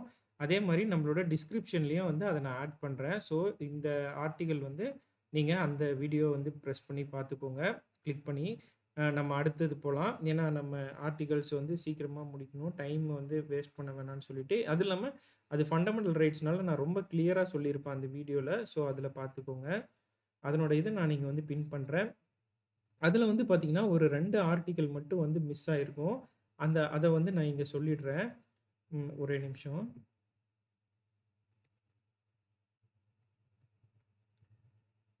ஓகே. அதுல வந்து என்னன்னா, ஆர்டிக்கிள் வந்து அதுல என்ன ஆர்டிக்கிள் வந்து மிஸ் ஆயிருக்குன்னா, ஒரே நிமிஷம் செக் பண்ணிக்கிறேன். ஓகே. அதுல பார்த்தீங்கன்னா, ஆர்டிக்கிள் வந்து 25, 26 வந்து மிஸ் ஆயிருக்கும். அத நான் இங்க எக்ஸ்ப்ளைன் பண்ணிடுறேன். ஓகே. இப்ப வந்து ஆர்டிக்கிள் 25 பார்த்தீங்கன்னா, freedom of conscience and free profession, practice and propagation of religion அப்படின்னு சொல்றாங்க. என்னன்னா, மதசார்பின்மை மற்றும் மதத்தை கடைபிடிக்க, பழக, பரப்ப உரிமை அப்படின்னு சொல்றாங்க. சரிங்களா? இதுதான் வந்து ஆர்டிக்கிள் 25 இது வந்து ஒரு fundamental right. All persons are equally entitled to freedom of conscience and freely profess, practice and propagate religion. இதே தான் இங்கேயும் குடுத்திருப்பாங்க. தங்கள் மதத்தை அனுசரிக்க, பழக மற்றும் பரப்ப உரிமை உள்ளது அப்படின்னு சொல்லி குடுத்திருப்பாங்க. சரிங்களா? இதனோட இது வந்து இதுல வந்து ஒரு எக்ஸாம்பிள் என்னன்னா, if someone is stopped from attending a temple due to the religion it violates article 25 அப்படின்னு சொல்லி சொல்றாங்க. ஒருத்தங்கள ஒரு மதத்தின் காரணமாக ஒரு ஒரு ஒரு இங்க இங்க பாருங்க. ஒருவர் தங்கள் மதத்தை காரணமாகக் கொண்டு கோவிலுக்குள் செல்ல தடையிடப்படுவது கட்டுரை 25ஐ மீறுகிறது அப்படின்னு சொல்லி சொல்றாங்க. இப்ப வந்து ஒரு கிறிஸ்டியன் இருக்கிறாரு. அவங்க வந்து ஹிந்து டெம்பிள்குள்ள போணும் அப்படின்னு நெனச்சாங்கன்னா, அவங்கள வந்து எந்த ஒரு இதுவும் இல்லாம அவங்கள வந்து அலோவ் பண்ணணும். அப்படி அலோவ் பண்ணாம ரெஸ்ட்ரிக்ட் பண்ணோம்னா, ஆர்டிகிள் 25 வயலேட் பண்ற மாரி, அதாவது அவங்களோட அடிப்படை உரிமைய வந்து நம்ம வயலேட் பண்ற மாரி ஆகும். So freedom of conscience and free profession, practice and propagation of religion அப்படின்னு சொல்லி சொல்றாங்க. சரிங்களா? இத பார்த்துக்கோங்க. அடுத்து எனக்கு தெரிஞ்சு இது வந்து சபரிமலை கேஸோட ரிலேட் ஆகும் அப்படின்னு நெனைக்கிறேன். சபரிமலையில வந்து பார்த்தீங்கன்னா, ஒரு கொஞ்ச நாள் முன்னாடி வந்து வுமன்ஸ் வந்து சபரிமலைக்கு நாங்களும் போணும் அப்படின்னு சொல்லி வந்து கேரளால வந்து ஒரு கேஸ் போட்டிருப்பாங்க. அந்த கேஸ்ல வந்து அவங்க வின் பண்ணி அவங்க அந்த டெம்பிள்க்கு போயிருப்பாங்கன்னு நெனைக்கிறேன். அது அநேகமா அவங்க ஃபைல் பண்ணது வந்து ஆர்டிக்கிள்ல வந்து 25 பேஸ் பண்ணி தான் ஃபைல் பண்ணியிருப்பாங்கன்னு நெனைக்கிறேன். ஸோ இத வந்து நீங்க கரண்ட் அஃபேர்ஸ்ல ஒரு வாட்டி செக் பண்ணிக்கோங்க. கரண்ட் அஃபேர்ஸ்ல செக் பண்ணிக்கோங்க. மெயின்ஸ்ல உங்களுக்கு நோட்ஸ் எடுக்கும்போது ரொம்ப யூஸ்ஃபுல்லா இருக்கும். சரி. நோட்ஸ் எழுதும்போது, அடுத்து வந்து ஆர்டிகிள் 26 வந்து freedom to manage religious affairs அப்படின்னு சொல்றாங்க. அதாவது மத நம்பிக்கைக்கேற்ப மத விவகாரங்களை நிர்வகிக்கும் சுதந்திரம் அப்படின்னு சொல்லி சொல்றாங்க. அதாவது every religious denomination has the right to manage its own affairs in matters of religion அப்படின்றாங்க. ஒவ்வொரு மதக்குழுவிற்கும் தங்களது மத விவகாரங்களை தாங்களே நிர்வகிக்கும் உரிமை உள்ளது அப்படின்னு சொல்லி சொல்றாங்க. A religious institution can appoint its own priest as per its customs under article 26 அப்படின்னு சொல்லி சொல்றாங்க. சரிங்களா? ஒரு மத அமைப்பு தங்கள் அ மரபுகளின்படி ஆசிரியரை நியமிப்பது கட்டுரை 26 சரிங்களா? அதாவது பிரீஸ்ட் வந்து நியமிக்கிறத பத்தி இங்க வந்து சொல்லியிருக்காங்க. இதுவும் பார்த்துக்கோங்க. இந்த ஆர்டிகிள் 26 அண்ட் 25 வந்து நான் அங்க எக்ஸ்ப்ளைன் பண்ணியிருக்க மாட்டேன். அந்த ஃபண்டமெண்டல் ரைட்ஸ்ல. ஸோ அத பார்த்துக்கோங்க. அந்த ஃபண்டமெண்டல் ரைட்ஸோட இது வந்து நம்ம டிஸ்கிரிப்ஷன்ல நான் குடுக்குறேன், ஆட் பண்றேன். ஸோ அதில தெளிவா இருக்கும். அத பார்த்துக்கோங்க. அடுத்து வந்து நம்ம அ டைரக்ட்டா வந்து எங்க போலாம்னா, ஆர்டிகிள் 32 வரைக்கும் அதில நான் எக்ஸ்ப்ளைன் பண்ணியிருப்பேன். ஆர்டிகிள் 32 வரைக்கும் எக்ஸ்ப்ளைன் பண்ணியிருப்பேன். அந்த வீடியோ பாருங்க. அடுத்து ஆர்டிகிள் 33 நம்மளோட ஃபண்டமெண்டல் ரைட்ஸ் பார்த்தீங்கன்னா, ஆர்டிகிள் 12ல இருந்து ஆர்டிகிள் 35 வரைக்கும் இருக்கும். நான் 14 டூ 32 வந்து ரொம்ப இம்பார்ட்டன்ட் சிட்டிசனுக்கு உண்டான ஆர்டிகிள்ஸ். அத அங்க எக்ஸ்ப்ளைன் பண்ணியிருப்பேன். அந்த வீடியோல இருக்கும். அத பார்த்துக்கோங்க. அடுத்து ஆர்டிகிள் 33 ஆர்டிகிள் 33 என்னன்னு சொல்றாங்கன்னா, power of the parliament to modify the rights in their application of armed forces அப்படின்னு சொல்லி சொல்றாங்க. சரிங்களா? படையினருக்கு உரிமைகள் மற்றும் உரிமைகள் மாற்றம் செய்ய பாராளுமன்றம் அதிகாரம் அப்படின்னு சொல்லி சொல்றாங்க. அதாவது parliament may restrict fundamental rights for members of the armed forces to ensure discipline and proper discharge of duties அப்படின்னு சொல்லி சொல்றாங்க. இப்போ ஆர்ம்டு ஃபோர்ஸஸ் இப்போ வந்து போலீஸ் இருக்காங்க, மிலிட்டரி இருக்காங்க. சரிங்களா? இவங்களுக்கெல்லாம் வந்து ஒரு சில ஃபண்டமெண்டல் ரைட்ஸ் வந்து ரெஸ்ட்ரிக்ட் பண்ணப்பட்டிருக்கு அப்படின்னு சொல்லி சொல்றாங்க. சரிங்களா? அப்போ இந்த ஏன் வந்து ரெஸ்ட்ரிக்ட் பண்ணப்பட்டிருக்குன்னா, இங்க எக்ஸாம்பிள் குடுத்துருக்காங்க பாருங்க. A soldier may face restriction on speech or assembly not applicable to civilians. அதாவது சிவிலியன்ஸ்க்கு குடுக்கப்பட்டிருக்கிற ஃபண்டமெண்டல் ரைட்ஸும், அதே டைம்ல வந்து அவங்க வந்து ஆர்ம்டு ஃபோர்ஸஸ்லயோ, மிலிட்டரிலயோ இல்ல வந்து ஆர்மி ஆர்மி பிளஸ் ஆர்ம்டு சர்வீஸ்ல வந்து இருக்கிறவங்களுக்கு வந்து இப்போ வந்து பார்த்தீங்கன்னா, அவங்களால வந்து நேரடியா வந்து பிரஸ்ஸ பார்த்துலாம் வந்து அவங்களால பேட்டி குடுக்க முடியாது. அன்லெஸ் ஆர் அன்டில் அவங்களோட சுப்பீரியரோட பர்மிஷன் இல்லாம வந்து யாரும் வந்து அந்த மாரிலாம் வந்து பேட்டி குடுக்க முடியாது. அதே மாரி சங்கம்லாம் வந்து அவங்களால உருவாக்க முடியாது. இப்போ வந்து ஒரு போலீஸ் இருக்காங்கன்னா, அவங்க வந்து என்னைக்காவது போராட்டம் பண்ணியிருக்காங்கன்னு நீங்க கேள்விப்பட்டிருக்கீங்களா? அதாவது மக்களுக்கு வந்து சுதந்திரம் இருக்கு. ஒரு இடத்துல வந்து அசெம்பிள் ஆயி பீஸ்ஃபுல்லா வந்து அவங்க வந்து போராட்டம் பண்ணலாம். ஆனா போலீஸ் என்னைக்காவது வந்து எங்களுக்கு வந்து சம்பள உயர்வு தரல. இல்ல வந்து எங்களுக்கு இல்ல மிலிட்டரி வந்து எங்கள வந்து 8 மணி நேரம் வேலை வாங்குறாங்க. எங்களுக்கு வந்து 6 மணி நேரம் வேலைய குறைங்க. எங்களுக்கு டியூட்டி அதிகமா இருக்கு. இந்த மாரி மிலிட்டரி என்னைக்காவது போராட்டம் பண்ணி பார்த்துருக்கீங்களா? ஸோ இந்த மாரி ஒரு சில அடிப்படை கடமைகள் வந்து என்னன்னா, ஆர்ம்டு ஃபோர்ஸஸ்ல இருக்கிறவங்களுக்கு வந்து குடுக்கறதில்ல. அது வந்து என்னன்னு பார்த்தீங்கன்னா, ஆர்டிகிள் 33 இதையும் நோட் பண்ணி வச்சுக்கோங்க. அடுத்து ஆர்டிகிள் 34 இங்க குடுத்துருக்காங்க பாருங்க. ஒரு ராணுவ வீரருக்கு பொதுமக்களுக்கு கிடைக்கும் உரிமைகள் எல்லையுடன் வழங்கப்படலாம் அப்படின்னு சொல்றாங்க. அங்க ஒரு லிமிட்டேஷன் போடுறாங்க. சரிங்களா? ஓகே. அடுத்து article 34 restriction on rights while martial law is in force அப்படின்னு சொல்றாங்க. அதாவது என்னன்னா, ராணுவ சட்டம் நடைமுறையில இருக்கும்போது, அ உரிமைகள் மீதான கட்டுப்பாடு அப்படின்னு சொல்லி சொல்றாங்க. அதாவது இப்போ வந்து எமர்ஜென்சி பீரியட்ன்னு வைங்களேன். எமர்ஜென்சினா இப்போ நம்ம பாகிஸ்தானுக்கும் வந்து இந்தியாவுக்கும் வந்து வார் போயிட்டுருக்கு. அந்த டைம்ல வந்து என்ன பண்ணிடுறாங்க, எமர்ஜென்சி டிக்ளேர் பண்ணிடுறாங்க. அப்படின்னும்போது, மார்ஷியல் லா வந்து அ அ இதுல இருக்கும், அமல்ல இருக்கும். அப்போ 34 படி ஆர்டிகிள் 34 படி parliament to restrict rights while martial law is in force in any area. ஒரு பகுதியில் ராணுவ சட்டம் அமல்படுத்தப்பட்டால், பாராளுமன்ற உரிமைகள் மீது கட்டுப்பாடு விதிக்க அனுமதிக்கப்படுகிறது அப்படின்னு சொல்லி சொல்றாங்க. அதாவது அவங்களோட ரைட்ஸ் எல்லாமே வந்து என்ன ஆயிடும்னா கட்டுப்பாடு விதிக்கப்பட்டுரும். டியூரிங் எமர்ஜென்சி இங்க குடுத்துருக்காங்க பாருங்க நான் சொன்னது. During emergency or unrest normal legal procedures can be temporarily suspended under this article அப்படின்னு சொல்லி சொல்றாங்க. சரிங்களா? ஆர்டிகிள் 34 நோட் பண்ணிக்கோங்க. அடுத்து வந்து ஆர்டிகிள் 35. ஆர்டிகிள் 35 என்ன சொல்றாங்கன்னா, legislation to give effect to the provisions of this part அப்படின்னு சொல்றாங்க. இந்த பகுதியில் உள்ள விதிகளை அமல்படுத்தும் சட்டங்கள். அதாவது இந்த பகுதியில் உள்ளனா பார்ட் 3 தான் வந்து ஃபண்டமெண்டல் ரைட்ஸு. ஃபண்டமெண்டல் ரைட்ஸ் என்னது? எங்கிருந்து ஆரம்பிக்குது?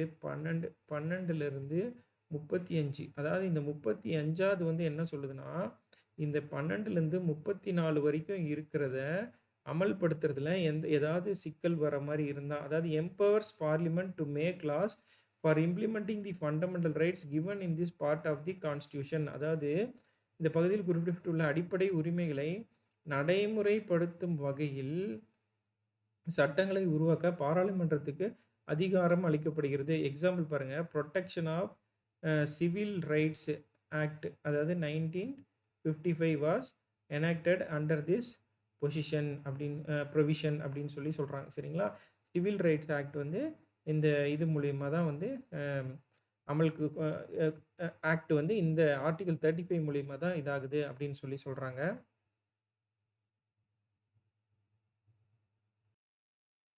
அதாவது இந்த சிவில் ரைட்ஸ் ஆக்ட் மூலியமா பார்த்தீங்கன்னா, இந்த அதாவது இதில மேல எல்லாம் குடுத்துருக்கு பார்த்தீங்களா? அன்டச்சபிலிட்டி குடுத்துருக்காங்க. அதாவது தீண்டாமை பத்தி குடுத்துருக்காங்க. இந்த மாரி விஷயங்கள்லாம் வந்து இந்த மாரி அஃபென்ஸ்லாம் நடக்கும்போது, இது வந்து எஃபெக்ட்ல இருக்கும். இந்த லெஜிஸ்லேஷன்ஸ் வந்து எஃபெக்ட்ல இருக்கும் அப்படின்னு சொல்லி சொல்றாங்க. இந்த விதிகள் வந்து அமல்படுத்தும் அப்படின்னு சொல்லி சொல்றாங்க. சரிங்களா? அது வந்து ஆர்டிகிள் 35. அடுத்து ஆர்டிகிள் 36ல இருந்து இது வந்து என்னன்னு பார்த்தீங்கன்னா, பார்ட் 4. இது வந்து பார்ட் 4. இது என்னன்னா டிபிஎஸ்பி அப்படின்னு சொல்லி சொல்லுவாங்க. அதாவது directive principles of state policy அப்படின்னு சொல்லுவாங்க. இங்க வந்து ஸ்டேட் அப்படின்றது என்னன்னா, the term state has the same meaning in article 12. நம்ம ஆர்டிகிள் 12ல ஸ்டேட்னா என்னன்னு பார்த்தோம்? அ பார்லிமென்ட்ன்னு பார்த்தோம். அப்புறம் வந்து லெஜிஸ்லேச்சர் அப்படின்னு சொல்லி பார்த்தோம். அடுத்து வந்து கவர்ன்மென்ட் அப்படின்னு சொல்லி பார்த்தோம். இது எல்லாமே உள்ளடங்கியது தான் ஒரு ஸ்டேட் அப்படின்ற வார்த்தை அப்படின்னு சொல்லி நம்ம அங்க பார்த்தோம். அதே தான் அந்த வார்த்தைக்கு என்ன மீனிங்கோ, அதே தான் அந்த 12வது ஆர்டிகிள்ல ஸ்டேட்டுக்கு என்ன மீனிங்கோ, அதே தான் வந்து டைரக்டிவ் பிரின்சிபல்ஸ் ஆஃப் ஸ்டேட் பாலிசிக்கும் அப்படின்னு சொல்லி சொல்றாங்க. மாநில கொள்கை அ இங்க என்ன சொல்றாங்கன்னா, ஆ மாநிலம் என்ற சொல்லுக்கு கட்டுரை 12ல் வழங்கப்பட்ட அதே அர்த்தம் தான் அப்படின்னு சொல்லி சொல்றாங்க. சரிங்களா? இங்க ரியல் லைஃப் எக்ஸாம்பிள் என்ன சொல்றாங்கன்னா, when referring to directive principles state includes both இங்க இருக்கு பாருங்க. குழப்பாம இங்க தெளிவா குடுத்துட்டாங்க பார்த்தீங்களா? சென்ட்ரல் அண்ட் ஸ்டேட் கவர்ன்மென்ட் அப்படின்னு சொல்லி குடுத்துட்டாங்க. ஸ்டேட்ன்ற வார்த்தை இங்க இந்த டிபிஎஸ்பில எங்கெங்கெல்லாம் ஸ்டேட்ன்ற வார்த்தை வருதோ, அதுக்கு வந்து நீங்க தமிழ்நாடு இல்லன்னா ஏதாவது ஒரு பர்ட்டிகுலர் ஸ்டேட்ன்னு எடுத்துக்கூடாது. அது வந்து both state government and central government அந்த வார்த்தை குறிக்குது அப்படின்றது அர்த்தம். இது கூட கொஸ்டினா கேட்கலாம். இன் டிபிஎஸ்பி ஸ்டேட்ன்ற வார்த்தை வந்து எத குறிக்குது? ஸ்டேட் கவர்ன்மெண்ட்யா, சென்ட்ரல் கவர்ன்மெண்ட்யா அப்படின்னு சொல்லி இல்ல போத்தா அப்படின்னு சொல்லி கேட்டாங்கன்னா 3மே. அடுத்து ஆர்டிகிள் 37. ஆர்டிகிள் 37 என்னது? Application of the principle contained in this part அப்படின்னு சொல்லி சொல்றாங்க. கன்டெய்ன்ட் இன் திஸ் பார்ட்னா என்னது? அதாவது இந்த 36ல இருந்து 51 வரைக்கும் இருக்கிற எல்லாத்தையும் கன்டெயின் பண்ணியிருக்கிறது தான். அதாவது நம்ம இப்ப 50 வரைக்கும் தான் பார்க்க போறோம். ஆனா ஆக்சுவலா 51 வரைக்கும் இருக்கிறது தான் வந்து என்னது? டிபிஎஸ்பி. அது அது இல்லாம 51A அப்படின்னு ஒண்ணு வரும். அது நம்ம பார்க்கலாம். தனியா பார்க்கலாம். சரி. இப்போ இதுல இருக்கிறது எல்லாத்தையும் வந்து நம்ம என்ன பண்றோம்? இம்ப்ளிமெண்ட் பண்றோம். இந்த பகுதியில் உள்ள கொள்கைகளை நடைமுறைப்படுத்துதல் அப்படின்னு சொல்றாங்க. அதான் வந்து அ இது ஏன் நடைமுறைப்படுத்துதல்னா, இந்த டிபிஎஸ்பி வந்து are not enforceable by court. அதாவது என்னன்னா, மாநில கொள்கை வந்து நீதிமன்றங்களில் அமல்படுத்த முடியாதவை என்றாலும், அவற்றை சட்டங்கள் இயற்றும்போது அரசு பின்பற்ற வேண்டும் அப்படின்னு சொல்றாங்க. இப்ப எப்படி வந்து ஃபண்டமெண்டல் ரைட்ஸ்க்கு ஒரு பிரச்சனைனா, அந்த சட்டத்தையே வந்து என்ன பண்றாங்க? கேன்சல் பண்றாங்க. ஆனா டிபிஎஸ்பி வந்து என்ன சொல்றாங்கன்னா, அ அந்த மாரி எதையும் வந்து கேன்சல் பண்ண முடியாது. அதுக்கு எதிரா ஏதாவது சட்டம் வந்துச்சுன்னா, அத வந்து கேன்சல் பண்ண முடியாது. ஆனா அவற்றை சட்டங்கள் இயற்றும்போது அரசு பின்பற்ற வேண்டும். எத பின்பற்றும்னா, அத வந்து பார்த்துக்கோங்கப்பா. அது நீங்க ஒரு சட்டம் இயற்றியிருக்கீங்க. அது டிபிஎஸ்பி அது இதாகாத மாரி பார்த்துக்கோங்கப்பா, அப்படின்னு மட்டும் ஒரு வார்த்தை சொல்லுவாங்க. பட் கண்டிப்பா அது என்ன பண்ணக்கூடாதுப்பா, ஃபண்டமெண்டல் ரைட்ஸ அஃபெக்ட் பண்ற மாரி எந்த சட்டமும் போட்றாதீங்க. அது போட்டா அந்த சட்டம் கேன்சல் ஆயிரும் அப்படின்னு சொல்லுவாங்க. சரிங்களா? அதேதான். Courts cannot enforce free legal aid but state must provide it as per this principle அப்படின்னு சொல்றாங்க. சரிங்களா? அதாவது இலவ இலவச சட்ட உதவி போன்ற கொள்கைகளை நீதிமன்றம் கட்டாயப்படுத்த முடியாது. அதாவது இலவசமா வந்து சட்ட உதவி யாருக்காவது அ ஏற்படுத்தி குடுக்கணும்னா, அத வந்து நீதிமன்றத்தால வந்து கட்டாயப்படுத்த முடியாது. ஆனாலும் அரசு அவற்றை வழங்க வேண்டும். ஆனாலும் அத பார்த்து கொஞ்சம் செஞ்சு குடுங்க. இப்போ ஒருத்தங்களுக்கு வந்து லீகல் அட்வைஸ் இல்லன்னா லீகல் எய்டு இல்லன்னா லாயரோட ட்ரையல்ஸ் அப்போ வந்து ஒரு அ ஒரு கேஸ்ல வந்து ஒருத்தங்களுக்கு ஒரு லாயர் தேவைப்படுறாங்கன்னா, கட்டாயமா வந்து சட்டத்தில வந்து அவங்களுக்கு வந்து ஒரு லாயர் குடுக்கணும் அப்படின்னு அவசியம் இல்ல. ஆனா குடுத்தா நல்லதுன்னு கவர்மெண்ட் மூலியமா ஒரு லாயர் வந்து நியமிக்கலாம் அப்படின்னு சொல்றாங்க. அதான் வந்து ஆர்டிகிள் 37 அடுத்து வந்து பார்த்தீங்கன்னா, ஆர்டிகிள் 38.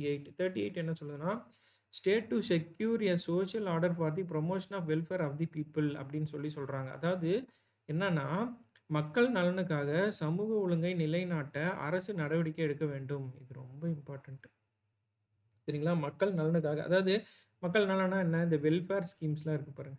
இந்த வெல்ஃபேர் ஸ்கீம்ஸ்லாம் இம்ப்ளிமெண்ட் பண்றதுக்கு ஸ்டேட் அதாவது both state government and central government வந்து என்ன பண்ணணும்னா, ஆக்ஷன் எடுக்கணும் அப்படின்னு சொல்றாங்க. அது வந்து ஒரு சோசியல் ஆர்டராவே கன்சிடர் பண்ணணும் அப்படின்னு சொல்றாங்க.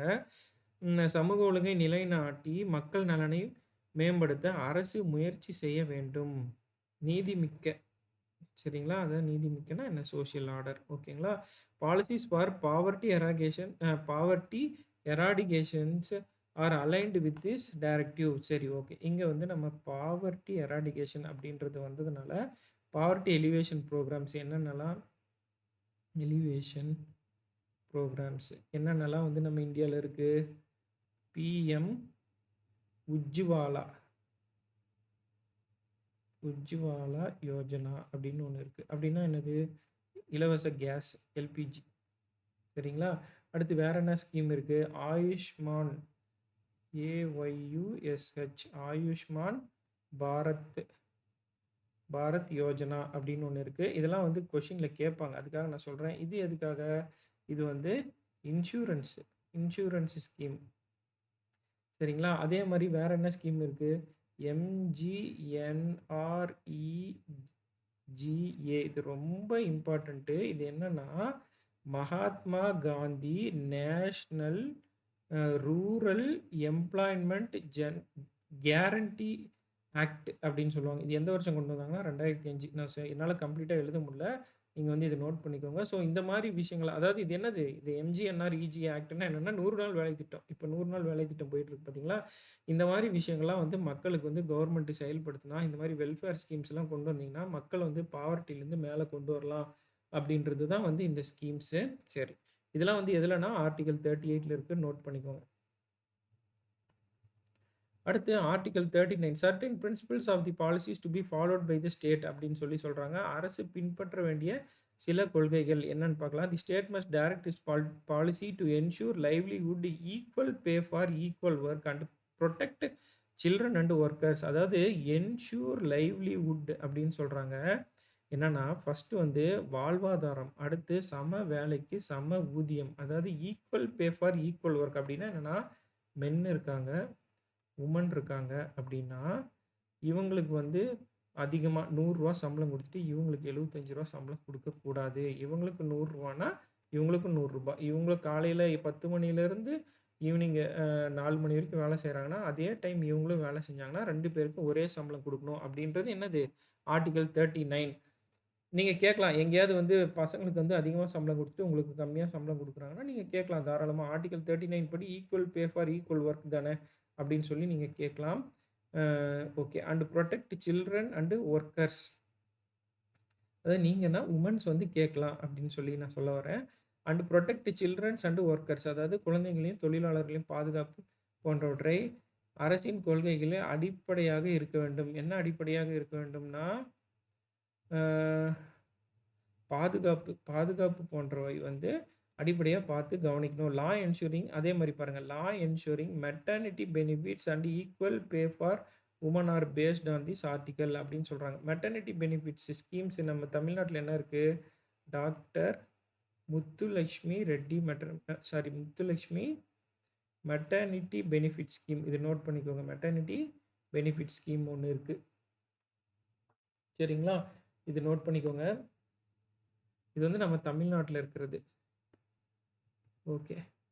அடுத்து ஆர்டிக்கிள் 40. ஆர்டிக்கிள் 40 என்னது? Organisation of village panchayat. இது ரொம்ப முக்கியம். இந்த ஆர்கனைசேஷன் ஆஃப் வில்லேஜ் பஞ்சாயத் வந்து இது ஃபர்ஸ்ட் பார்த்துக்கோங்க.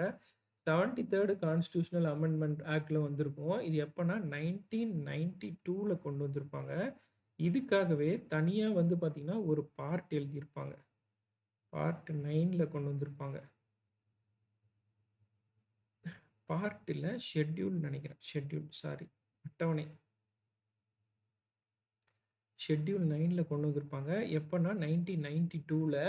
இது என்னன்னு பார்த்தீங்கன்னா, புதுசா ஒரு ஆர்டிக்கிள், அதாவது புதுசானா ஆர்டிக்கிள் 243லிருந்து 243 அப்படின்றது வரைக்கும் பார்த்தீங்கன்னா, எல்லாமே வந்து எத பத்தி தான் இருக்கணும் அப்படின்னா, பஞ்சாயத்து பத்தி தான் இருக்கணும் அப்படின்னு சொல்லி ஆர்டிக்கிள். இந்த கொஸ்டின் நெறைய வாட்டி டிஎன்பிஎஸ்சில கேட்டிருக்காங்க. எது வந்து பஞ்சாயத்து பத்தி பேசுற ஆர்டிக்கிள், ஆர்டிக்கிள் 243லேருந்து ஆர்டிக்கிள் 243 வரைக்கும். இது எப்பன்னா 73 கான்ஸ்டிடியூஷன் அமெண்ட்மென்ட் 1992. அதாவது இங்க என்னன்னா, இந்த ஆர்டிக்கிள் என்னன்னு பாருங்க. ஆர்கனைசேஷன் ஆஃப் வில்லேஜ் பஞ்சாயத்து, அதாவது கிராம பஞ்சாயத்துகளை அமைத்தல் அப்படின்னு ஒண்ணு கொண்டு வாங்க அப்படின்னு சொல்றதே என்னது? இந்த ஆர்டிக்கிள் 40 தான். The state shall take steps to organise village panchayats and give them the power to function as a self government அப்படின்னு சொல்றாங்க. இத வந்து ஆக்சுவலா என்னன்னா, காந்தி வந்து இன்சிஸ்ட் பண்ணியிருப்பார். இந்த ஆர்டிக்கிள் வந்து காந்திஜி அவர்கள் தான் இன்சிஸ்ட் பண்ணியிருப்பாங்க. பஞ்சாயத்து வந்து ரொம்ப முக்கியம் அப்படின்னு சொல்லிட்டு.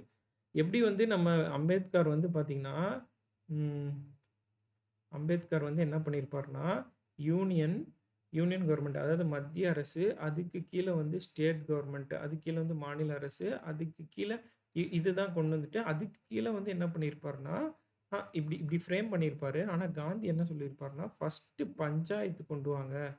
ஃபர்ஸ்ட்டு பஞ்சாயத்து, பஞ்சாயத்துக்கு அப்புறம் வந்து ஸ்டேட் கவர்ன்மெண்ட், ஸ்டேட் கவர்ன்மெண்ட்டுக்கு கீழ தான் சென்ட்ரல் கவர்ன்மெண்ட் இருக்கணும். இந்த மாரி ஃப்ரேம் பண்ணுங்க அப்படின்னு சொல்லியிருப்பாங்க. அதுக்கு அம்பேத்கர் வந்து, இல்ல பஞ்சாயத்து வந்து பெருசா கொண்டு வர முடியாது. ஏன்னா, அங்க வந்து பார்த்தீங்கன்னா, தீண்டாமை ஒழிப்பு அதிகமா இருக்கு. அன்டச்சபிலிட்டி வந்து அதிகமா இருக்கு. ஸோ, அங்க இருக்கிற அந்த அ ஊர்ல வந்து அந்த பெரிய அ ஜாதிக்காரங்க வந்து அவங்களோட ஆதிக்கம் அதிகமா இருக்கும். ஸோ, அதனால வந்து இது வந்து ஃபெயிலியர் ஆயிரும். அதனால நான் இந்த மாரி கொண்டு வர மாட்டேன் அப்படின்னு அம்பேத்கர் சொல்லியிருப்பாரு. அதனால நீங்க சரி அப்படின்ட்டு காந்தி ரொம்ப இன்சிஸ்ட் பண்ணதுனால என்ன பண்ணியிருப்பாருன்னா, ஆர்டிகிள் 40ன்னு ஒண்ணு கொண்டு வந்து ஆர்கனைசேஷன் ஆஃப் வில்லேஜ் பஞ்சாயத்துன்னு ஒண்ணு அம்பேத்கர் வந்து எழுதியிருப்பாரு. அவரு கம்ப்ளீட்டா வந்து பஞ்சாயத்து தான் எல்லாத்தையுமே முடிவு பண்ணணும். பஞ்சாயத்துலேருந்து மேல போணும் அப்படின்னு சொல்லியிருப்பாரு. ஆனா, இவரு வந்து கடைசி லெவல்ல பஞ்சாயத்து வந்து வச்சிருப்பாரு. ஸோ, இது வந்து 73 கான்ஸ்டிடியூஷனல் அமெண்ட்மென்ட் 1992ல பார்த்தீங்கன்னா, ஷெட்யூல் 9ல வந்து இந்த ஆர்டிக்கிள் வந்து சேர்த்திருப்பாங்க. சரிங்களா? அடுத்து வந்து பார்த்தீங்கன்னா, ஆர்டிக்கிள் வந்து 41. ஆர்டிக்கிள் 41 என்னன்னா, ரைட் டூ வொர்க்கு, அடுத்து ரைட் டூ எஜுகேஷன், அடுத்து right to public assistance in certain area. அதாவது வேலை, கல்வி மற்றும் பொது உதவிகளை பெற உரிமை. State shall provide the right to work, education and public assistant in case of, அதாவது இப்போ பார்த்தீங்கன்னா, அன்எம்ப்ளாய்மெண்ட்டா இருப்பாங்க, வேலை இல்லாம இருப்பாங்க. அவங்களுக்கு வந்து பார்த்தீங்கன்னா, ஒரு மாதம் வந்து ஒரு உதவித்தொகை மாரி, ஒரு ஸ்காலர்ஷிப் மாரி அவங்களுக்கு வந்து கிடைக்கும். அடுத்து ஓல்ட் ஏஜ் இருப்பாங்க. அவங்களுக்கு ஒரு பென்ஷன் மாரி ஒண்ணு கிடைக்கும். அதே மாரி சிக்னஸ் இருக்கிறவங்க, சிக்னஸ் இருக்கவங்கன்னா பார்த்தீங்கன்னா, இப்ப எய்ட்ஸ் இருக்கவங்க, இவங்களுக்கெல்லாம் வந்து கவர்மெண்ட் வந்து மாசம் மாசம் வந்து உதவித்தொகை மாரி ஒண்ணு குடுக்குது. அது அடுத்து வந்து முடியாதவங்க, டிசேபிள்மென்ட் பிசிக்கலி சேலஞ்சுடு பெர்சன்ஸ்க்கும் வந்து அவங்களோட பென்ஷன் மாரி அவங்களுக்கு மாசம் மாசம் ஒரு தொகை வந்து அவங்க அக்கவுண்ட்டுக்கு போயிட்டுருக்கு. ஸோ, இந்த மாரி ஸ்கீம் எல்லாம் வந்து கொண்டு வாங்க. இந்த மாரி right to work, right to education, public assistance in certain கேஸஸ்லாம் கொண்டு வாங்க அப்படின்றாங்க. அந்த மாரி மக்களுக்கு உதவுற மாரி கொண்டு வந்தது தான் இந்த எம்ஜிஎன்ஆர்இஜிஏ ஸ்கீம். இது வந்து என்ன காங்கிரஸ் கொண்டு வந்திருப்பாங்க. இது வந்து 2005ல சரிங்களா? எம்ஜி நரேகா அப்படின்னு சொல்லுவாங்க. இது வந்து ஆக்ட். இத நோட் பண்ணிக்கோங்க. ஆர்டிகிள் 41. அடுத்து ஆர்டிகிள் 42 பார்த்தீங்கன்னா, provision for just human conditions of work and maternity relief. சரிங்களா? நியாயமான மற்றும் மனிதநேயம் வாய்ந்த வேலை நிபந்தனைகள் மற்றும் மகப்பேறு நிவாரணம் அப்படின்னு சொல்றாங்க. இது என்னன்னா மெட்டர்னிட்டி பெனிஃபிட். இப்போ வந்து பார்த்தீங்கன்னா, இப்ப நீங்க கவர்ன்மென்ட் ஜாப் இப்போ ஒரு வுமன்ஸ் வந்து கவர்ன்மென்ட் ஜாப் போயிடுறாங்க அப்படின்னா, கவர்ன்மென்ட் ஜாப் போனோனே அவங்களுக்கு மேரேஜ் ஆயிட்டு அவங்க பிரெக்னன்ட்டா இருக்காங்கன்னா, பிரெக்னன்சி டைம்ல அவங்க எடுக்கிற மொத்த லீவுக்கும் வந்து என்னன்னா, பே பண்ணணும் கவர்ன்மென்ட். அவங்களுக்கு வந்து அது லீவுன்னு கன்சிடர் பண்ணாம, அவங்க வொர்க் பண்ணிட்டு இருக்காங்க, வொர்க் லீவ்ல தான் போயிருக்காங்க அப்படின்னு சொல்லிட்டு அவங்களுக்கு வந்து என்ன பண்ணுவாங்க, மெட்டர்னிட்டி பெனிஃபிட் மூலமா மனிதாபிமான அடிப்படையில வந்து அவங்களுக்கு ஃபுல் பேமெண்ட் வந்து மாசம் மாசம் அவங்களுக்கு சம்பளம் வரும். சரிங்களா? நியாயமான மற்றும் மனிதநேயம் நிறைந்த சூழ்நிலைகள் மற்றும் மகப்பேறு நிவாரணத்தை வழங்க அரசு நடவடிக்கை எடுக்க வேண்டும் என நடவடிக்கை எடுத்துட்டாங்க. மெட்டர்னிட்டி பெனிஃபிட்லாம் இப்போ வந்து இருக்கு. ஃபார் வொர்க்கிங் வுமன்ஸ்க்கு வந்து மெட்டர்னிட்டி பெனிஃபிட் வந்து இருக்கு. கொண்டு வந்துட்டாங்க. அதுக்கு வந்து மெயினா இருக்கிறது பார்த்தீங்கன்னா, என்னது ஆர்டிகிள் 42 ஞாபகம் வச்சுக்கோங்க. அடுத்து ஆர்டிகிள் 43. ஆர்டிகிள் 43 என்னன்னா, living wage etcetera for workers. அதாவது என்னன்னா, அதாவது தொழிலாளர்களுக்கான வாழ்வாதார ஊதியம். அப்ப என்னன்னா, அவன் வந்து 10 டூ 4 மணி வரைக்கும் ஒரு வேலை செஞ்சிருக்கான் கஷ்டப்பட்டு காலையில இருந்துன்னா, அந்த வேலைக்கு என்ன ஊதியமோ, அந்த ஊதியம் வந்து நீ குடுத்துறணும் அப்படின்னு சொல்றாங்க. இன்னொன்னு என்னன்னா, டீசென்ட் கண்டிஷன் அவன வந்து அந்த வொர்க்கர் வந்து பார்த்தீங்கன்னா, வொர்க்கிங் கண்டிஷன் ரொம்ப டீசென்ட்டா இருக்கணும். And secure a living wage அதாவது தொழிலாளர்களுக்கான வாழ்வாதார ஊதியம் மற்றும் நல்ல வேலை நிபந்தனைகளை உறுதி செய்ய வேண்டும் அப்படின்னு சொல்றாங்க. ஸோ மினிமம் வேஜஸ் ஆக்ட் அது இப்போ வந்து எப்படின்னா, இப்போ நீங்க ஒரு வேலைக்கு போறீங்க. 1 மாசம் 1 மந்த் வந்து வேலை செய்றீங்க. உங்களுக்கு வந்து சம்பளம் வந்து பார்த்தீங்கன்னா 12,000ன்னு சொல்றாங்க. உங்களுக்கு வந்து வெறும் ரூ. 6,000 குடுத்து அனுப்புறாங்க. அப்படின்னா, நீங்க அவங்க மேல வந்து கேஸ் போடலாம். என்ன கேஸ்னா, ஆர்டிகிள் 43 படி மினிமம் வேஜஸ் ஆக்ட் வந்து இவங்க மீறிட்டாங்க. எனக்கு குடுக்க வேண்டிய சம்பளம் வந்து இவ்வளோன்னு சொல்லிட்டு, இவங்க வந்து இவ்வளோ தான் குடுத்துருக்காங்க. இல்ல எனக்கு சம்பளமே குடுக்காம என்ன ஏமாத்திட்டாங்க. எனக்கு 12,000 இவங்க தரலன்னா, மினிமம் வேஜஸ் ஆக்ட் மூலியமா ஆர்டிகிள் 43 மூலியமா நீங்க வந்து அந்த இவங்க மேல வந்து நீங்க கேஸ் போடலாம். சரிங்களா? அடுத்து uniform civil code for citizens. இது என்னன்னா, the state shall endeavour to secure a uniform civil code. அதாவது மக்களுக்கு ஒரே சிவில் சட்டம் கொண்டு வரணும் அப்படின்றாங்க. இது நம்ம இந்தியால கோவால தான் அமல்ல இருக்கு. யூனிஃபார்ம் சிவில் கோட்னா என்னன்னா, ஒரே மாரி மேரேஜ். இப்போ வந்து நம்ம ஒரே மாரி, ஒரே வகையான டிவோர்ஸ், ஒரே வகையான ஃபங்ஷன்ஸ், அதாவது ஃபேமிலி ஃபங்ஷன் தான். என்னன்னா, இப்போ வந்து ஹிந்துஸ் ஒரு முறையில கல்யாணம் ஒரு முறைப்படி கல்யாணம் பண்ணுவாங்க. முஸ்லீம்ஸ் ஒரு முறைப்படி கல்யாணம் பண்ணுவாங்க. கிறிஸ்டியன்ஸ் ஒரு முறைப்படி கல்யாணம் பண்ணுவாங்க. இப்படிலாம் இருக்கக்கூடாது. அதே மாரி டிவோர்ஸ் பண்றது முஸ்லீம்ஸ் பார்த்தீங்கன்னா, தலாக் சொன்னா வந்து டிவோர்ஸ் அப்படின்னு கன்சிடர் பண்ணப்படும். 3 வாட்டி தலாக் அப்படின்னு சொன்னாங்கன்னா. அப்போ இந்த மாரிலாம் இல்லாம, ஒரே மாரி இருக்கணும் எல்லா ப்ரொசீஜரும் எல்லா மதத்துக்கும் அப்படின்னு சொல்லி, இது வந்து எங்க இருக்குன்னா, கோவால அமல்ல இருக்கு.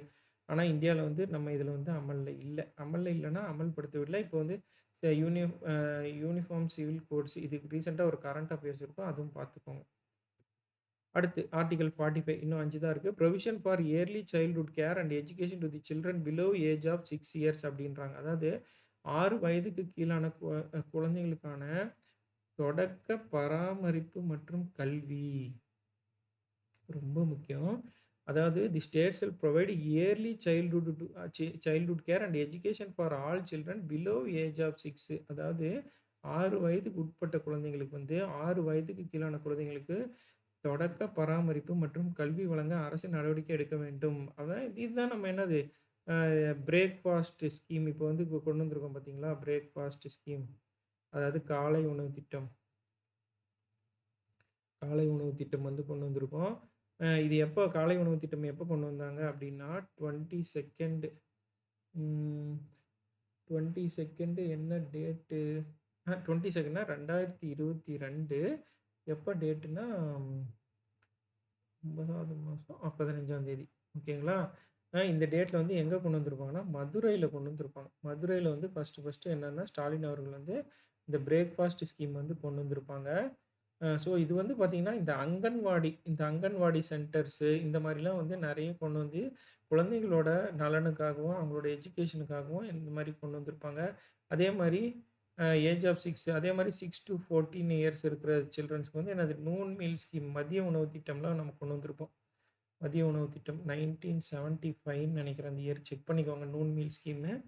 அடுத்து இங்க இருக்கு பாருங்க. Anganwadi centre offers early education and nutrition under this directive அப்படின்னு சொல்றாங்க.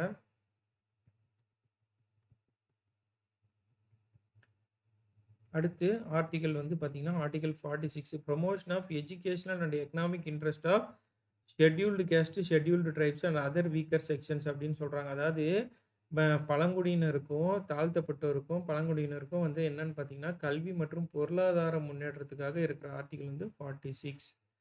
அவங்களுக்குன்னே தனியா ஸ்பெஷலா ஒரு ஆர்டிக்கிள். ஏன்னா, அவங்க வந்து எல்லாத்துலயுமே பின்தங்கி இருக்காங்க. அதுவும் இல்லாம வீக்கர் செக்ஷன் அதாவது பேக்வேர்டு பேக்வேர்டு பிசி, எம்பிசி அவங்களுக்கும் சேர்த்து by providing education and economic opportunities.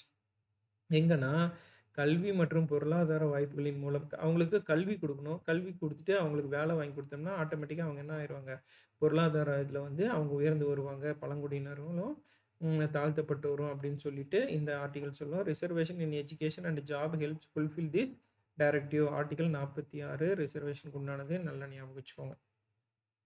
அடுத்து ஆர்டிகிள் 47 பார்த்தீங்கன்னா, duty of the state to raise the level of nutrition and standard of living to improve the public health. இங்க என்னன்னா பாருங்க, ஊட்டச்சத்து, அ வாழ்நிலை தரம் மற்றும் மக்கள் நலத்தை மேம்படுத்த அரசின் கடமை அப்படின்னு சொல்றாங்க. State shall endeavour to improve public health, nutrition levels and standard of living of people. இங்க இருக்கு பாருங்க, மிட் டே மீல் ஸ்கீம். அதாவது ஊட்டச்சத்து அளவுகள் இது வந்து மதிய உணவு திட்டம். இதெல்லாம் வந்து schemes in schools to aim nutrition in children. இது ரொம்ப இம்பார்ட்டன்ட், நோட் பண்ணிக்கோங்க. ஆர்டிகல் 47 இதெல்லாம் கேட்பாங்க. எந்த ஆர்டிகல் வந்து இந்த மாரி இந்த நியூட்ரிஷன் லெவல்ல வந்து இன்க்ரீஸ் பண்றதுக்காக அப்படின்னா, நீங்க இத வந்து கரெக்ட்டா இது பண்ணணும். ஆர்டிகல் 47 அதே மாரி ரிசர்வேஷனுக்கு இருக்கிறது வந்து ஆர்டிகல் 46 அப்படின்னு நீங்க இது பண்ணிக்கணும், நோட் பண்ணிக்கோங்க. அடுத்து வந்து article 48 organisation of agriculture and animal husbandry. அக்ரிகல்ச்சருக்குன்னு இருக்கு. இத மறக்காதீங்க. ஆர்டிகல் 48 வந்து அக்ரிகல்ச்சருக்குன்னு இருக்கு. விவசாயம் மற்றும் கால்நடை வளர்ப்பு அமைப்பு மேம்படுத்தல்.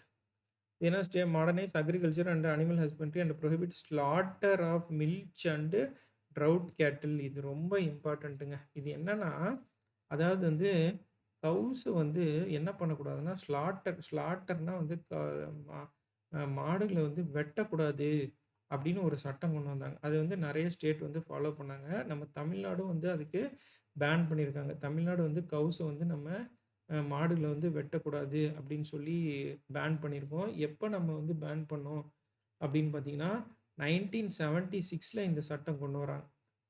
அப்படி மாடுகள வந்து கோயில்லயோ, இல்ல ஏதோ ஒரு விஷயத்துக்காக வெட்டணும்னா, அது வந்து அவங்க வந்து என்ன பண்ணியிருக்கணும்னா, பர்மிஷன் வாங்கியிருக்கணும் அப்படின்னு சொல்லி சொல்றாங்க. சரிங்களா? ம். இங்க இருக்கு பாருங்க. பசு போன்ற பயனுள்ள மிருகங்களை கொல்வது தடுக்கப்பட வேண்டும் அப்படின்னு சொல்லி சொல்றாங்க. Some state have passed law against cow slaughter based on this directive அப்படின்னு சொல்லி சொல்றாங்க. சரிங்களா? ஓகே. நெக்ஸ்ட் இது வந்து ஆர்டிகிள் 48 அக்ரிகல்ச்சருக்கு உண்டானது அண்ட் அனிமல் ஹஸ்பண்ட்ரிக்கு உண்டானது. ஞாபகம் வச்சுக்கோங்க. அடுத்து ஆர்டிகிள் 49 முடிக்க போறோம் ஃப்ரெண்ட்ஸ். அவ்வளோதான் முடிய போகுது. Protection of monuments and place of national importance. இப்போ வந்து நம்ம நேஷனல் இம்பார்ட்டன்ஸான பிளேஸ் இப்போ எக்ஸாம்பிள் வந்து நம்ம என்ன எடுத்துக்கிறோம், தாஜ்மஹால் எடுத்துக்கிறோம். இந்த மாரி வந்து நம்ம நாட்ல இருக்கிற முக்கியமான பிளேஸஸ், மான்யூமெண்ட்ஸ் இது எல்லாத்தையுமே நம்ம என்ன பண்ணோம், முக்கிய சின்னங்கள் மற்றும் தேசிய முக்கியத்துவம் வாய்ந்த இடங்களை பாதுகாத்தல். இப்ப என்னாச்சு, எம்.சி. மேத்தா அப்படின்றவர் வந்து ஒரு கேஸ் போடுறாரு. என்ன கேஸ் போடுறாருன்னா, தாஜ்மஹால சுத்தி உள்ள இண்டஸ்ட்ரீஸ் மூலியமா என்ன ஆகுது அப்படின்னா, நெறைய வந்து பொல்யூஷன் உண்டாகி தாஜ்மஹால வந்து அது ஆசிட் ரெயினா வந்து தாஜ்மஹால் வந்து பாதிக்குது அப்படின்னு சொல்லிட்டு அவர் என்ன பண்றாரு, சுப்ரீம் கோர்ட்ல ஒரு கேஸ் போடுறாரு. ஆர்டிகிள் 49 வந்து இது வயலேட் பண்ணுது அப்படின்னு சொல்லிட்டு, நம்ம இத வந்து பாதுகாக்கணும் அப்படின்னு சொல்லிட்டு ஒரு கேஸ் போடுறாரு. சரிங்களா?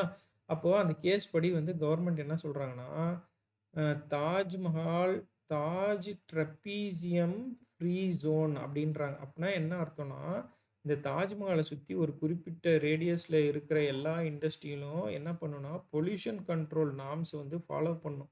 உங்க இண்டஸ்ட்ரியிலேருந்து பொல்யூஷனே வரக்கூடாது. அப்படி இல்லையா, நீங்க வந்து இந்த இடத்த விட்டு காலி பண்ணிட்டு, வேற இடத்துல போய் உங்க இண்டஸ்ட்ரிய ஆரம்பிச்சுக்கோங்க. ஏன்னா தாஜ்மஹாலுக்கு எந்த சேதமும் ஏற்படுத்தக்கூடாது அப்படின்னு சொல்லிட்டு சட்டம் கொண்டு வந்தாங்க. அதாவது archaeological survey of India conserves site like Taj Mahal under this directive அப்படின்னு சொல்லி சொல்றாங்க. நோட் பண்ணிக்கோங்க. அடுத்து அடுத்து ஆர்டிகல் 50. ஆர்டிகல் 50 என்னன்னா, separation of judiciary from executive. Judiciary, எக்ஸிக்யூட்டிவ்னா உங்களுக்கு தெரியும். இருந்தாலும் நான் சொல்றேன். எக்ஸிக்யூட்டிவ்னா யாருன்னு பார்த்தீங்கன்னா, பிரசிடென்ட்டு, அடுத்து பிரைம் மினிஸ்டர், அடுத்து வைஸ் பிரசிடென்ட்டு, அடுத்து மினிஸ்டர்ஸு, கேபினட் மினிஸ்டர்ஸ் இவங்கலாம். அதே மாரி ஜுடிஷியரின்னு பார்த்தீங்கன்னா, சுப்ரீம் கோர்ட்டு, அடுத்து ஹை கோர்ட்டு. அதே மாரி இன்னொன்னு இருக்கு. லெஜிஸ்லேட்டிவ். லெஜிஸ்லேட்டிவ்னா என்னன்னு பார்த்தீங்கன்னா, அ லோக்சபா, மக்களவை, அடுத்து ராஜ்யசபா, மாநிலங்களவை. இது 3ம் சேர்ந்தது தான் நம்ம இந்திய அரசாங்கமே. நம்ம இந்தியாவே இது 3ம் சேர்ந்தது தான். சரிங்களா? சரி. இப்போ இங்க என்ன சொல்றாங்கன்னா, separation of judiciary from executive. அதாவது இவங்க யாரும் இவங்களோட முடிவுல தலையிடக்கூடாது. அதே மாரி இவங்களும் வந்து இவங்களோட முடிவுல தலையிடக்கூடாது. States shall take steps to separate the judiciary from the executive in public service. அதாவது பப்ளிக் சர்வீஸ்ல இவங்க வேலைய பார்க்கணும். இவங்க வேலைய பார்க்கணும். அரசு பணிகளில் நீதித்துறையும், நிர்வாகத்துறையும் தனித்தனியாக செயல்பட அரசு நடவடிக்கை எடுக்க வேண்டும் அப்படின்னு சொல்ட்டாங்க. சரிங்களா? நீங்க ஏன் இப்படி பண்றீங்கன்னு இவங்க கேட்கக்கூடாது. இவங்க ஏன் இப்படி பண்றீங்க? இப்போ வந்து பார்த்தீங்கன்னா, இதுக்கு எக்ஸாம்பிள் சொல்றேன் பாருங்க. சுப்ரீம் கோர்ட் வந்து ஒருத்தங்களுக்கு வந்து தூக்கு தண்டனை குடுத்துருது. ஆனா, பிரசிடென்ட்க்கு ஒரு அதிகாரம் இருக்கு. என்ன அதிகாரம்? பாடான் அப்படின்னு ஒரு அதிகாரம் இருக்கு. மன்னிப்பு வழங்குற அதிகாரம் இருக்கு. அது மூலியமா இவர் மன்னிப்பு குடுக்கலாம். அப்ப சுப்ரீம் கோர்ட் வந்து நாங்க ஒருத்தங்களுக்கு தண்டனை குடுத்துருக்கோம். நீங்க எப்படி அவங்கள விடுதலை பண்ணலாம்? அப்படி அப்படி நீங்க பண்ணக்கூடாதுன்னு இவருக்கு ஆர்டர் போட முடியாது. ஏன்னா, இது இவரோட ரைட் அடிப்படை அ இவருக்கு எழுதின ரைட்ஸ்ல அது இருக்கு. இவரு நெனச்சா அவங்களுக்கு வந்து மன்னிப்பு குடுத்து அவங்கள காப்பாத்தலாம். சரிங்களா? Judicial magistrate should function independently from the administrative officials. அவ்வளோதான். Thank you friends. வீடியோ முடிஞ்சுச்சு. நம்ம சேனல் லைக் பண்ணிக்கோங்க, சப்ஸ்கிரைப் பண்ணிக்கோங்க. நான் சொன்ன மாரி பார்ட்டு ம் இந்த பார்ட்ல 1 டூ 40 அதில வந்து ஆர்டிக்கிள் 12 டூ ஆர்டிக்கிள் 32 வரைக்கும் நான் என்ன பண்ணியிருக்கேன்னா, ஃபண்டமெண்டல் ரைட்ஸ்ன்னு சொல்லிட்டு ஒரு வீடியோ போட்டிருக்கேன். அதனோட டிஸ்கிரிப்ஷன்ல அதனோட லிங்க்கும் போடுறேன். அதுவும் பார்த்துருங்க. பார்த்துட்டீங்கன்னா, நீங்க 1 டூ 40 வந்து ஃபினிஷ் பண்ணிடலாம். அடுத்த இதுக்கு வெயிட் பண்ணுங்க. சாரி 1 டூ 50 நம்ம ஃபினிஷ் பண்ணியிருக்கோம். அடுத்து 50 டூ 100 பார்க்கலாம். ஸோ இந்த ஆர்டிகல்ஸ்லேருந்து இன்டர்வியூல எங்க உங்களுக்கு எந்த கொஸ்டின் கேட்டாலும் மிஸ் ஆகாத மாரி மொத்தம் 448 ஆர்டிகல்ஸையும் நம்ம முடிக்கலாம். சரிங்களா? Thank you friends. Good luck. Subscribe பண்ணிக்கோங்க, லைக் பண்ணிக்கோங்க. Thank you.